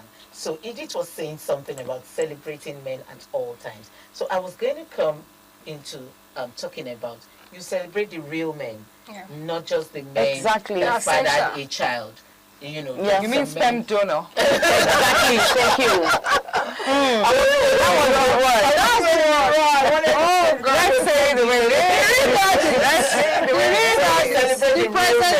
Let's look at Tonto Dike. Okay. as a case study here today. All right. Tonto calls herself King. King Tonto. Yes. Yes. And why did she do that? Because she said, okay, she stepped into the shoes of the father, and the mother. Do you think it was right for her to have done that? I don't think Churchill decided not to take care of her son. It was her decision as at the time of breakup to take the child. Can I come yes, in there? please come in. She has the right to be addressed whichever way she chooses to be addressed. She gave herself the name, and we don't have any reason not to accept it. We all have a way of celebrating ourselves. There are some things you are very good at in doing, and you have a way of, praising yourself. That is the way she feels like she should praise herself in that position that she has assumed as a father and a mother. You understand? She was doing a lot at a time. I understand you said it's not that the father of the child didn't as at the time, yes. to step in as a father to play his role. She blocked that angle. And she owned up to it. She has her reason, and she's entitled to her reasons. So if she decides to be called a King Toto, I think that's her decision. It fits her, it suits her, she likes it. We don't have any reason to query her. Why do you want to be called King Toto? That is who she chooses to be. And every other woman out there, we have some super single mothers. They also have a way of, celebrating themselves or praising themselves. You can see here a woman that will say, 3 in 1, I'm a superwoman. Are you getting it? Superwoman. How do Yoruba say it? Obirimenta. Yeah, that's some super women that also is that how you say it? Yeah, that's what they call it. That's some women that has also stepped in as a father and a mother at the same time. You have some single women that are she just trained one, but she's training one child. There are some single parents, single mothers that are training 3 children, 4. I know a single mother that single-handedly raised 3 grown-up graduates. What do you call that lady? If she choose to say, today I'm King Deborah, what will you call her? You say or decides to call herself Odogu. Odogu. And not Odogures. Yeah, Odogu. Okay. There must have been a reason. Thank you. If she choose to say, okay, today I'm the Odogures or I'm the Odogu, I'm Odogu Deborah, you say I'm not fit to be called Odogu Princess. I am Odogu Princess. Okay. Because I've been through some rough part and I survived it. Odogu Princess. It's nice to have you on set today. Let's hear from you on Tonto Dike's issues. All right. The thing is, due to what I have been through in life, I am not quick to judge in people. Thank you. Truth be told, if we look deep, there must have been a reason why she gave herself that title. Honestly, let's be blunt. Some people call me a feminist, but I just like being honest. No woman will tell you, don't partake in the upbringing of your child. It's a heavy load. I'm talking from experience. No woman will do that. If you want to, as a man, you know your responsibility as a man or as a father, not as a donor. I don't want to go raw, just as you said. Not as a donor. You know, this is my father role in the life of this child or these children. You shouldn't be begged to do your fatherly role. And when it comes to a point where a woman tells the world she is the king, she took over everything, there must have been a smoke. There's a fire under. Take it. Sweetie, what's the take on I don't like What's the take on Tonto Dike? I don't know much about her story. Yeah. I don't like to judge what I don't know. Thank you. So, if she chooses to be king, is it because she's nurturing her child that makes her a king? It could be she's trying to say she's a boss lady in the Nollywood industry as well. So it might not just be in reference to her bringing up her child. Well, that's what she said. That's what it's she in said. reference of bringing up the child by herself. Yeah. So bringing up a child. At some point, she started wearing male clothes. Yes. When the child is one of the Father's Day. When the child has entire sports, anything to do in school, they need parents. She would dress with as a man. Yeah, dashiki. She would go. On Father's Day, she would celebrate herself. You see it boils down to how we celebrate ourselves. she celebrates herself on Mother's Day. She celebrates herself on Father's Day. And this boy is still a little, he just clocked 10. So she does the celebration herself. How many men will come out to celebrate themselves? So I like the fact that she's doing all of that, wearing the pants and everything. Yeah, some of us can be a bit dramatic. Yeah. And then some of us are really like, you know what? I roll my sleeves, hands on deck, boom. For the records, I had my child at 18 and a half. Single mother. My daughter today is 32 years old in June. And I give all praises to God Almighty, because she went to some of the best schools, from Vivian Fowler to studying abroad, Bristol University, Loughborough University, MBA certification, and all by myself. Now, should I now start wearing, blazers and everything too? No. But because that child from babyhood has seen the father and all of that, I said to you before now that my daughter would celebrate me on Father's Day. Are you going to force her for that? She choose to. Because you deserve it. Yeah, so I don't think that women should be overtly dramatic about certain things.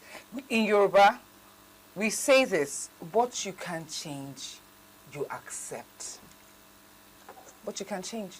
If that is the reality on ground for you, am I going to love myself less? I moved on. But the day I had my child, I made up my mind, and I looked at my child and I said, this is meant to be a mess. But you know what? She is going to be a message. Yeah, I like that. And my daughter has turned out to be a message. I think you should celebrate the people around you. What you give, you get. Love goes around. Only really be celebrated. You have to create that relationship. Learn to celebrate the people around you. Learn to celebrate your wife. And learn to celebrate every of your little ones. And so, my pretty women here have just left a message for the men. If you want to be celebrated, learn how to celebrate the people around you and celebrate yourself. You get what you give. I'm Patricia Uremu Gabriels.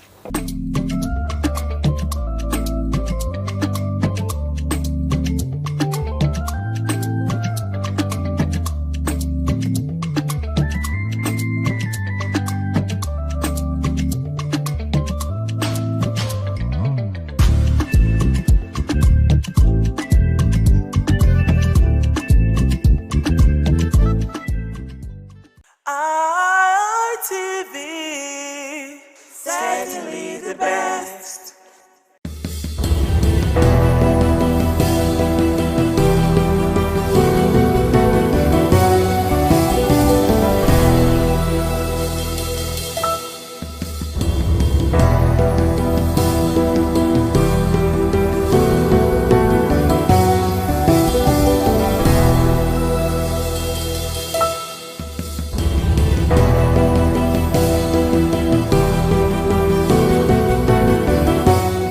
Hello viewers, welcome to Viewpoints on ITV. I am Caroline Okonji, and today on Viewpoint we're going to be talking about the current electricity issues and situations that we as business owners, as individuals, are facing in Nigeria, as over 80% of households lack adequate access to grid, as Nigeria's electricity sector suffers from chronic liquidity trap and infrastructural decay, leading to frequent national grid collapses, with generation dropping below 4,200 megawatts, far short of the 4,000 megawatts required for its citizens and population. It is a Viewpoint on ITV, and we're going to be looking at some of the key issues affecting our electricity sector in Nigeria. I am Caroline Okonji. In terms of security of it, we need light. And based on that, in some areas, it makes it difficult for us when we are on patrol at night. And we are even begging the state government to try and do something, at least by supplying street lights in some area that are dark in the night. In most cases in our community, there are places that is very dangerous. that without light we cannot do anything of such. For so doing, we want, as a matter of urgency, the Edo State government to try and do the needful so that the security will be okay for us, so that we can be able to work effectively. The issue of NEPA issue that you came from is very rapid to us in the sense that the NEPA look as if we are not a citizen of Nigeria, because since a month there's no light in us. We have been passing through. Which NEPA, anytime they came, a minute or 30 minutes to, they will come and they will bring the light to us. That is, we are not expecting them to come and collect their bill. Indirectly, we are expecting bill from them to come and collect. Within that hour or 2 hours, you will see a NEPA people with a ladder. They will come. They will come. And after their collection, there's nothing like light again. They will block us up. I think before we have this light, they mandated us to buy a meter, which we bought individual. We pay through the NDC, we have our transformer here, not through NEPA. Before we got out this light, they mandated us to write an application of submitting it to the NEPA as a will to them. And we work for it. We should not claim ownership. And we fought for the transformer. And after that, again, they came that there is no oil in it. We pay up to 1 point something a day. Before. After all that, they came up again, said it was meter issue again, that every community, every houses have to have a meter, which we did. We have to. I have my own receipt. I have my paper meter in my residential house here. So after all that again, they came up with a past bill. We, before we make that transformer, got that transformer, we've been glad out for 10 years here. They came with a bill to us again that we need to pay a standing bill. We went to Testament, the office there. After we left the one at the bypass, they were delivering us before they now refer us to the one at bypass. I don't want to mention the name of the manager there. Got him there again. He said we have to go for all those things. We need to fulfill all those things, which we did. After that, they now on the light for us. As they on the light, not up to a month, we were still in blackout again. So at the end of it, we went again. They said it was according to them, that the electric wiring mesh. That was because that they now cut us off again from EOY again, which we not pay. Pay that much again. The Chile community, which is the Kabetu, Igbo and Igbo. After that, they brought a light for a week again.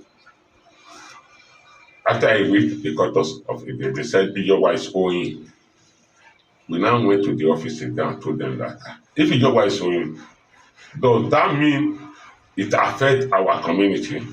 We are blackout throughout all this. So before we sort all those things, we have already made up our mind. We can do away with our NEPA. When our father was living with a lamp and all these things, we were enjoying it. We cannot be paying for what we are not using. We cannot be paying for what we are not using. So if they feel they want to cut us off from this NEPA issue, they should cut everybody off totally, so that we will know that we are not with NEPA. Not that after 3 weeks, they will not bring a light under 2 hours or 3 hours. They will come and collect their money. It's unfair to the masses. The electricity issues and challenges that BDC in the state is devastating, in the sense that as a minister, I suffer a lot in terms of electricity. As an individual, not only me, the entire people of Edo State, and not only in Edo State, Nigeria as a whole, we are really facing electricity challenge in the country, in the sense that we are not getting constant light. Even though the tariff of electricity is high, people don't even get the light. I don't know how the government will enhance constant light for the Nigerian people, especially in Edo State here. We are seeing the government are not taking a proactive step towards this direction. But if the government will be able to ensure that people are paying for electricity and they are not getting electricity, government should take a drastic step in this direction by making sure if people have constant light, people will want to pay for it. But a situation where you don't see light, at the end of the month you see BEDC personnel coming to people's house to come to cut lights, is really a problem. My major concern is that let them provide us electricity and people will pay for it. But a situation whereby we don't have constant light, out of 24 hours, people cannot boast of 3 hours light in a day. It's a problem that we are really facing. People who are doing business cannot do business effectively. People who are doing business, they want to make sure their foodstuff does not get spoiled.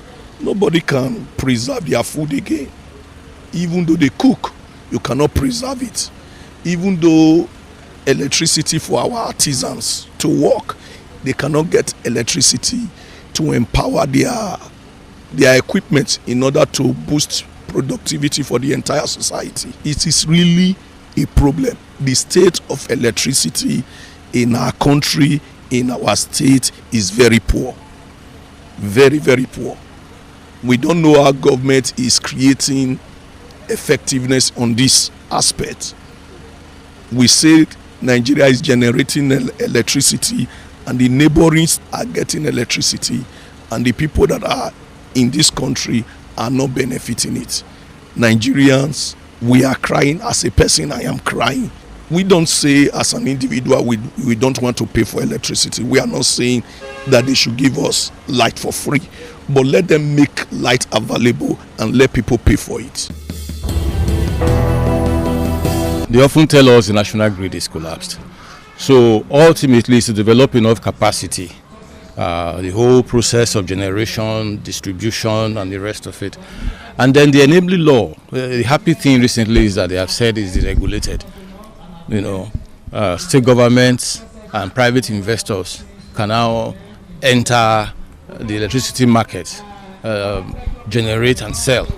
So we do hope that will be a great deal of improvement, because without electricity, really, we are going to remain in the Stone Age. You know, we cannot industrialize. Even domestically, we cannot have the comfort we should derive from electricity. You know, we should consider all the options, whether the new sources like wind, solar in our country, so that we're able to generate enough for our consumption. The darkness is a cover for any kind of nefarious activity. Yeah, so if the place is not well lit or substantially lit up, people can ordinarily hide under the cover of darkness to perpetrate just anything, not just robbery, kidnapping and whatever you have. Yeah. Don't also forget that we now have private investors. The government doesn't have so much to do with electricity anymore, apart from regulation. So they also have to maximize their profit. So it may have been a mistake in the first instance, divesting from electricity at the level of government. Let me talk about the state where I live, where I reside. The total blackout is nothing to write up about. We really suffer when it comes to light. Edo is suffering. I think Our governor is trying to, you have to do more. Our Excellency, Senator Monday, our governor of Edo State, executive governor, you have to do much when it comes to that light issue. We are suffering. There are some of us who can provide electricity for ourselves, solar and all that. Maybe a generator, this was the case, but not everybody.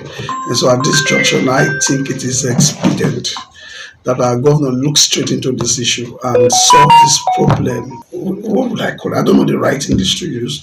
The right English right now, we have serious problem when it comes to light. Businesses are going down. Those selling drinks, those who have koro, without generator, you can't do anything. And the J is on the high side.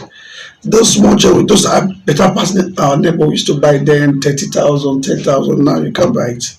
Then the other one is the Tiger and the LMX 1 point something for ordinary generator. So it doesn't make any sense at all. So begging on our executive governor, the governor that knows what to do, to please to look into us and save us from darkness. Then when it comes to these funny BEDC people, we're raising a child that came from the US and the others. The first thing they learned in Nigeria is NEPA don't bring light. Children brought from abroad. The NEPA don't bring light. Can you imagine such? And so these funny people, 2 days, they'll bring the light, on and off for 2 days. The next thing they'll come with their estimated billing. They start dragging people, wires and all that. It's high time. I think it's high time we stand our ground and let them know that we're not fools. We are Nigerians. We all own this nation. It belongs to nobody. It belongs to nobody and it's for everybody. We should stand our ground and fight for our rights. This BEDC, I made a pack, made a go. NEPA still better pass. You can't go out at night when there is no light. The security issue. Is what the government is trying. I may cannot chrome them in one day, but we individual too. Like the police used to say, see something, say something. But sometimes when you say something, they use it as a bait. And so we need to. Edo State government need to give us security as well. Nightlife in Benin is almost gone. But I also want to say kudos to our governor. For the first time, it was December free of bloodshed. It was wonderful. Look, we have most of our people in Nigeria right now, those living in diaspora, those living abroad. Many of them came December and this January. And they came and they're enjoying it. So I believe our excellent governor, our excellency can do more about that to give us more security like this. If you're traveling from Benin to Akure, Benin to Ifon, those roads are no-go area at night. You can't date. So I believe with all hands on deck and our governor and the police, our CP, let's hope and pray for our action governor to do something about insecurity. BEDC, since they came in, I don't think they have done well by my own assessment. And darkness is synonymous with demonic things. And they have thrown their city into darkness, Benin City. Edo State, as it were, is in darkness.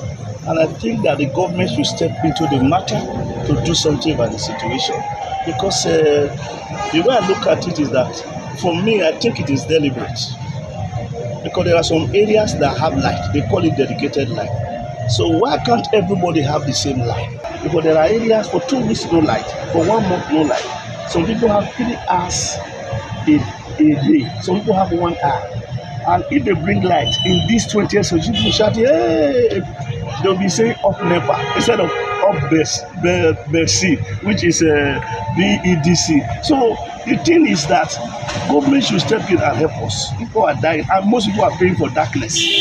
They go there, they threaten people, they bring light when it is wanted for 3 days, 2 hours, 3 days, they come and collect money and they shut it down again. So I think the government should step in. If they are going to be thrown out, they should be thrown and bring people who can give us light, who are ready to pay. It was privatized. That was a good intention by government, but the people that did it, I'm sure they gave it to their cronies who does not know anything about the management of light, and that's why we are where we are. It has really hampered nightlife because we don't work in darkness. And the only thing that is helping us now is this solar that people put everywhere, and some persons that have money to buy diesel can buy fuel. It's not everybody that had that kind of money. So it has really disturbed or hampered nightlife. But government is trying to bring it back by putting street light and every other. So we commend them. We pray that God will give government more power, more strength, more wisdom to do what they have to do. And the individuals are also trying by helping to lighten up everywhere. So we praise them. But for BEDC, I think they should go. We need better people. The situation of electricity in Benin here now, I will give them at least 30%. They don't even up to 50% from the area. But I wish the government can improve, because if you see what they happen to us now, we all they use our hand to define electricity. Some of us they go generator for us, some of us we get solar, some of us we go generate big blister. All these people get like hotel. So I wish the government they really improve for electricity. All those generators will become condemned money for our hand. You understand? So people not going to go for it. And money now they need to put, because that energy, that light will really linger. If light day for this, imagine if you come for here for Shilok Road now, government already put light, but in the evening everywhere will be dark. So where there's light, everything, even the security aspect of itself, waiting anything for that light is too plenty. Maybe one particular. So we need light. If I come out for office now, if light no dey, we must buy generator. At least from office I dey buy at least, if I'm not mistaken, 5,000 every day for sure. Imagine times 1 month, na big money. And na money. From there I will come see look at it, we come here say we come dey go for solar. Make we use solar to stabilize them, because solar dey give us more, make savings from the fuel aspect of it. So if you get light, nothing like light, your light can carry AC, can carry everything for us. And to the noise, no go even give you that noise issue. So we prefer light more than any other thing. The light is our problem. We are suffering for light. You can see our business without light, we cannot improve. We need light. The show of light is because it's very, very, very low. I don't know if you're getting it, very low. We need light. The show of light in Edo State is very poor. Patronage is very low. You can see we bought fuel at least every day 10,000, 15,000 a day. But you can stay 2 days, 3 days, no light. The show of business is very, very, very low. Very low. So we are begging government to improve the light aspect. That light, you cannot sell bulb, you cannot sell fan. You understand? When you have light, you prepare to buy fan. Not everybody can provide solar for his house. Actually, we need light. Electricity in Benin City or in Edo State has been with mixed feelings, because to some they will give the positive nod that they are faring well with the supply of electricity, but with some become so epileptic of recent. Me personally, I have discovered that we are not paying for what we get, or we don't get what we pay for. The reason being that the regulatory body that's supposed to task the BEDC are not doing enough to satisfy a customer by way of ensuring that you get what you pay for. For those who are using prepaid meter, there are reports that suggest that even the prepaid meter is even overbilling or overcharging consumers as against what the government is telling us. Only recently we discovered that the BEDC keep complaining that the the generation company is not supplying them what they ought to get, which will in turn affect the consumer. And even at a point they also raise the issue of federal government owing them. But just recently the federal government has paid a huge sum of money to liquidate what they are owing this distribution company. But looking at the experience of consumer in terms of the electricity supply, it is so appalling. They will either give you excuse of faulty transformer, which they left for the consumer to contribute money to fix, Whereas it is supposed to be the onus of BDC to fix the transformer so that they can in turn supply electricity to the consumer who pay for that service. It's like you are buying a recharge card. I am not sure that the recharge card you buy is what they give you. It varies from quarter to quarter. It varies from consumer to consumer. For example, for those who have been using the analog or the estimated billing, you will discover that whatever they bring, which is not subject to negotiation, by the time you now procure your own prepaid meter, they will bring everything inside the bill and begin to roll out deductions arbitrarily without consulting with the consumer. Even the estimated billing they brought was not even discussed by the consumer. So, and there is nobody that is there to advocate for the consumer or to leverage on the complaints. Nobody to complain to. So that makes it very, very heartbreaking. So for me, I believe the federal government and indeed the lawmaker, the National Assembly, should set up a body where consumer can run to and lay their complaints so that there can be an equilibrium between the consumer and the BDC, for example. To wrap it up on Viewpoint on ITV, we're going to be highlighting some of the key issues that was actually mentioned by our respondents, which some said it is as a result of poor maintenance, gas supply shortage, and poor metering, just to list but a few. And the government at all levels, they are expected to do the needful and do the right thing to ensure steady power supply for citizens in order to boost means of livelihood, especially for business owners in the country. It is Viewpoint on ITV. I am Caroline Okonji. ITV, certainly the best.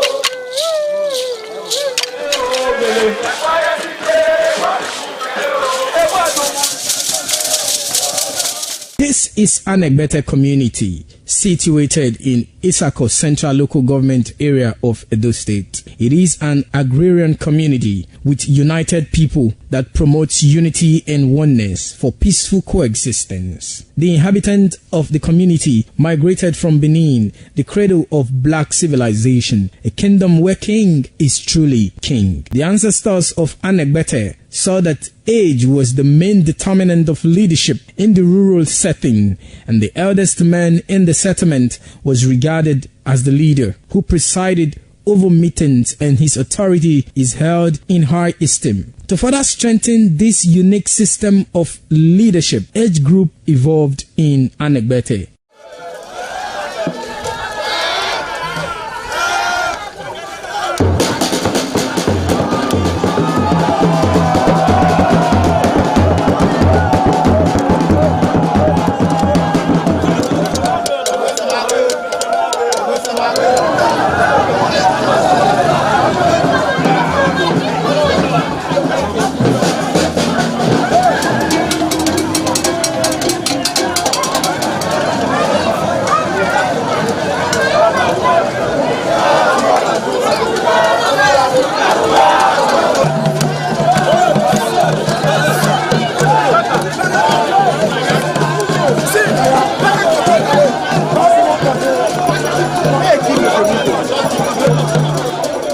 In Anegbete, age group is categorized into two, that is the common and the noble. Anegbete is rich in cultural heritage, as the community at noon saw the commitment of the festival with the first set rolled out in beauty colors to showcase their might and strength, indicating their feet and ready for the responsibilities behold on them. The streets in the community with a feed up of young men and women adorned with the festival. Later, the royal family takes the stage as their children fight out royally and work in the community to showcase their might and fitness.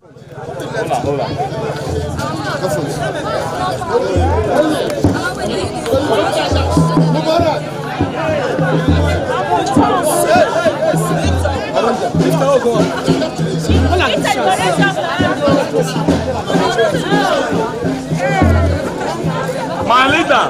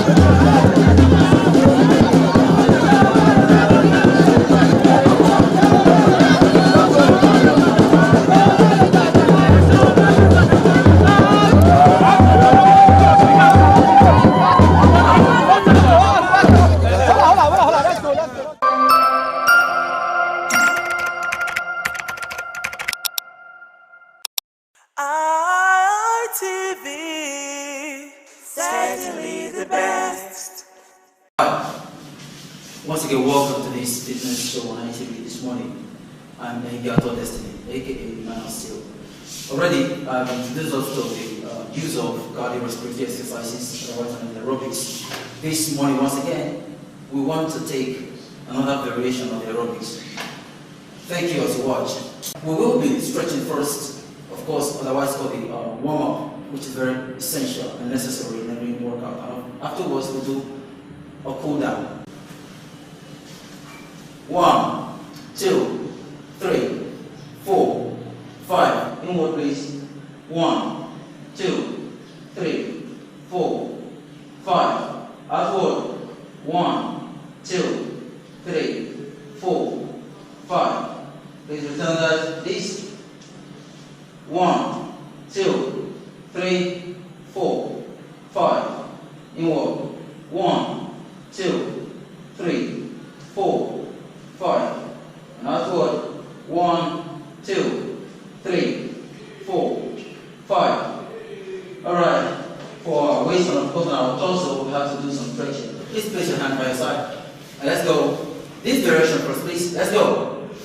1, 2, 3. Alright, that will be fine. Now go this way. 1, 2, 3. Alright. And before the last one, let's place our hand behind our back. Mind you, it's proper this way. Don't go like this, it's wrong. Just do this or alternatively do this. Alright? But I prefer this personally. 1, 2, 3. Yeah, that should stretch your back for you. Of course, let's do our thigh stretch. 1, 2, 3. Remember, when you pull your thigh, ensure that your elbow is directly facing, your knee is directly facing the ground. Alright? 1, 2, 3. Yeah, that'll be fine. Guys, are we good? Alright, the first program to be run this morning will be the mountain climb. Yeah, many of you are conversant with this move, and of course, we will be introducing more to you. But for now, let's hit this. Alright, let's step down to it. Yeah, all good? Yeah, good. Let's go. We're going 3 sets and 10 reps each. Let's go. 1, 2, 3, 4, 5, 6, 7, 8, 9, and 10. Woo! Alright, please. Woo! Yeah. How do you feel? Yeah. That was set 1. It's necessary you do your workout, the reps, and you set. Alright, so that was the first set, and we're not wasting time waiting for the second set. The minimum break duration for every set should not exceed 20 seconds, and a minimum of 10 seconds. Alright, we're good with 10. Of course. Let's do it again. Right. Let's go. 3, 2, hit it. 1, 2, 3, 4, 5, 6, 7, 8, 9, and 10. Alright. When you do this, more effect will come to your abdominal region if you just look up while doing it. What I mean is this. Alright? So not all the way this. But there's nothing wrong with staying this way. However, breathing your head might place more pressure. Alright, for the very last set of this mountain climb, let's get down, please. Let's go. 3, 2, 1, go. 1, 2, 3, 4, 5, 6, 7, 8, 9, and 10. Alright, at this junction, we will take a water break. We will join you in the next workout for this very session. Thanks very much. Once again, I'm Leader for Destiny. Alright, let's do this. 1, 2, 3, 4, 5, 6, 7, 8, 9, and 10. Whoa. Yeah, the other leg, what time is 3, 2, 1. Please, when you do this, ensure that your knee gets to the level of your chest. Okay? Well, that's the maximum level you get. And of course, the minimum here. I understand not everyone is as flexible as I am or as anyone here. Please, but just keep it safe and do the right thing. Thanks very much. Alright, we'll go on the left. 3, 2, 1, go. 1, 2, 3, 4, 5, 6, 7, 8, 9, and 10. Whoa, that's exhausting. How do you feel? Yeah, thank you very much. And this is the last set of this workout. Remember, every workout should be done this set and the rest. Alright, thank you. Let's do this. Let's go to the left. To right, brother. 3, 2, 1. Let's hit it. 1, 2, 3, 4, 5, 6, 7, 8, 9, and 10. Yeah, we'll also 3, 2, go. 1, 2, 3, 4, 5, 6, 7, 8, 9, and 10. Whoa. And that'll be all for this morning. Alright, remember, I said in the beginning, before any workout, there's need for a warm-up. And after that, there's also need for cool-down. And this is the cool-down. Alright guys, just suspend the breath, watch this first. Ensure that your knees are locked, alright? This one goes for the hamstrings, the calf, and as well as your lower back. Doing this. Swing it, swing it, swing it. Got that? Alright guys, let's do this. 3, 2, 1, go. 1, just 5, 2, 3, 4, and 5. Alright. So Lastly, what we did before we started, let's stretch it. 1, 2, 3, 4, and 5.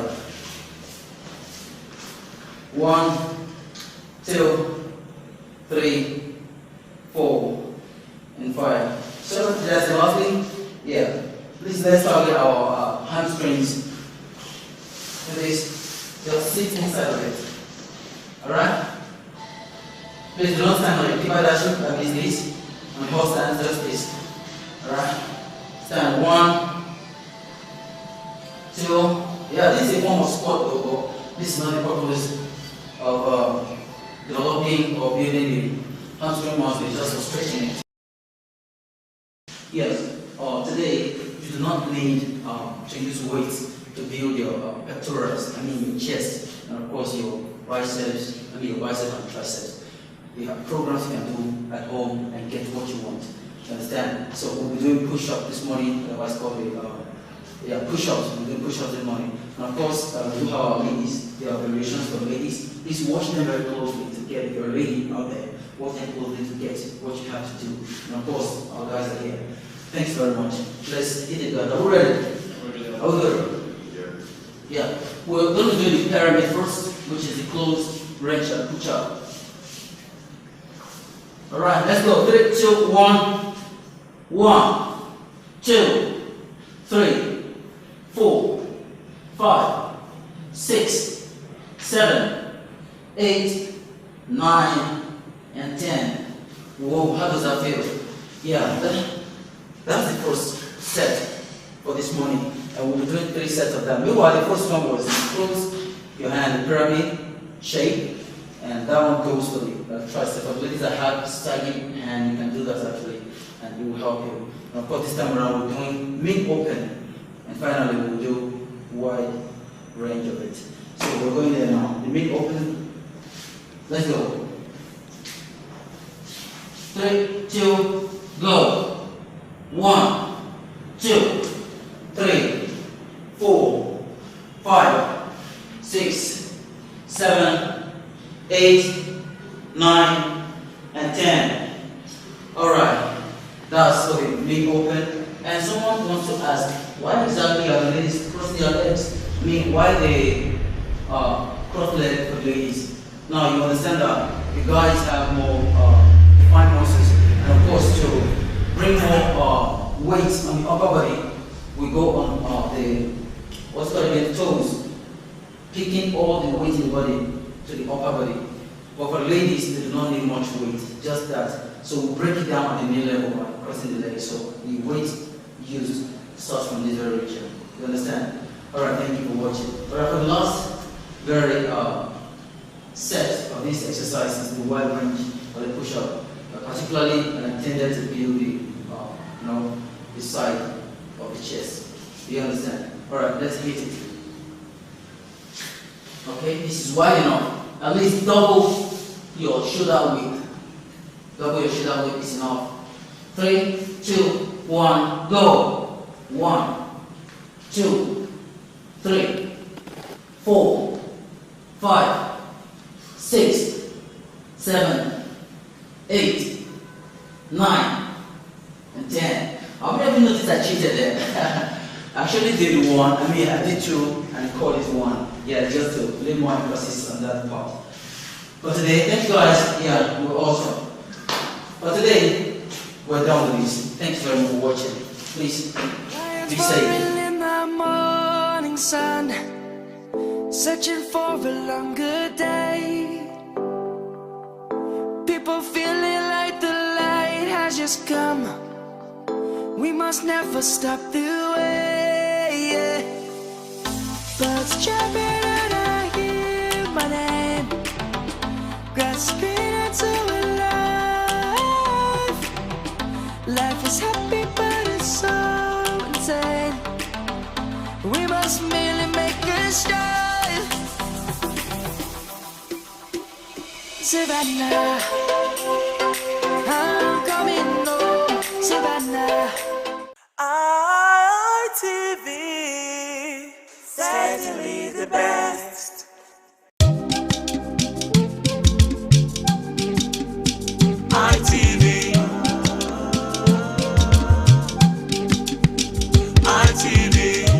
ITV, certainly the best.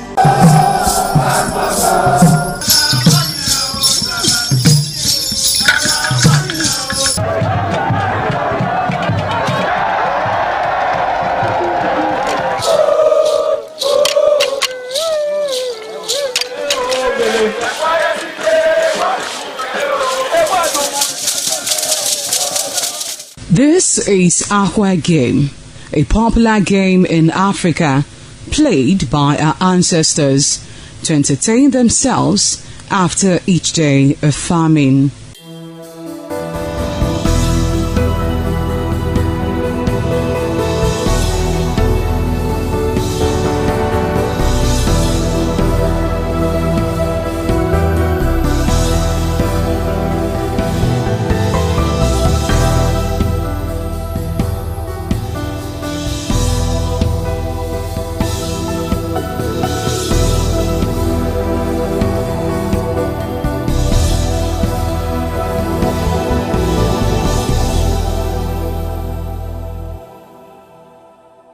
It is also relevant in our coronation in Africa. It is a sport and indeed very interesting, as every seed had a role in the game.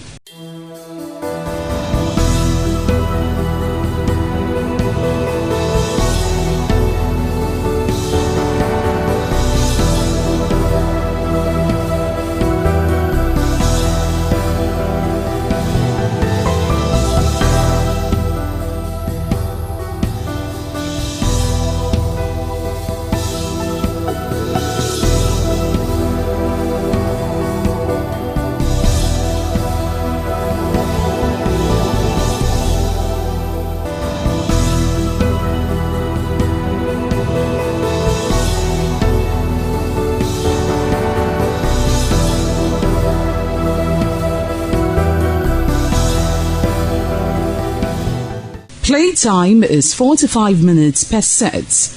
There is no age limit as long as you can spin aqua seed. Ayo or aqua game, known as the game of intellectual. This game requires a lot of mathematical skills. Aqua game is played with carved wooden box containing 12 holes.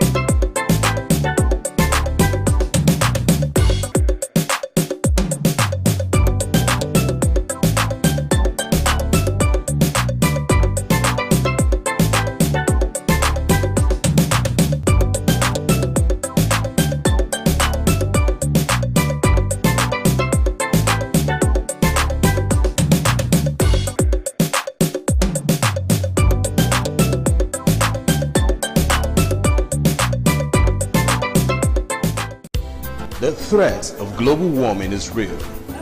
You have seen the destruction of lives and property as a result of incessant flooding. Make the environment a conducive place for all to live in. Stop polluting the environment. Protect the environment today. This message is brought to you courtesy Independent Television and Radio.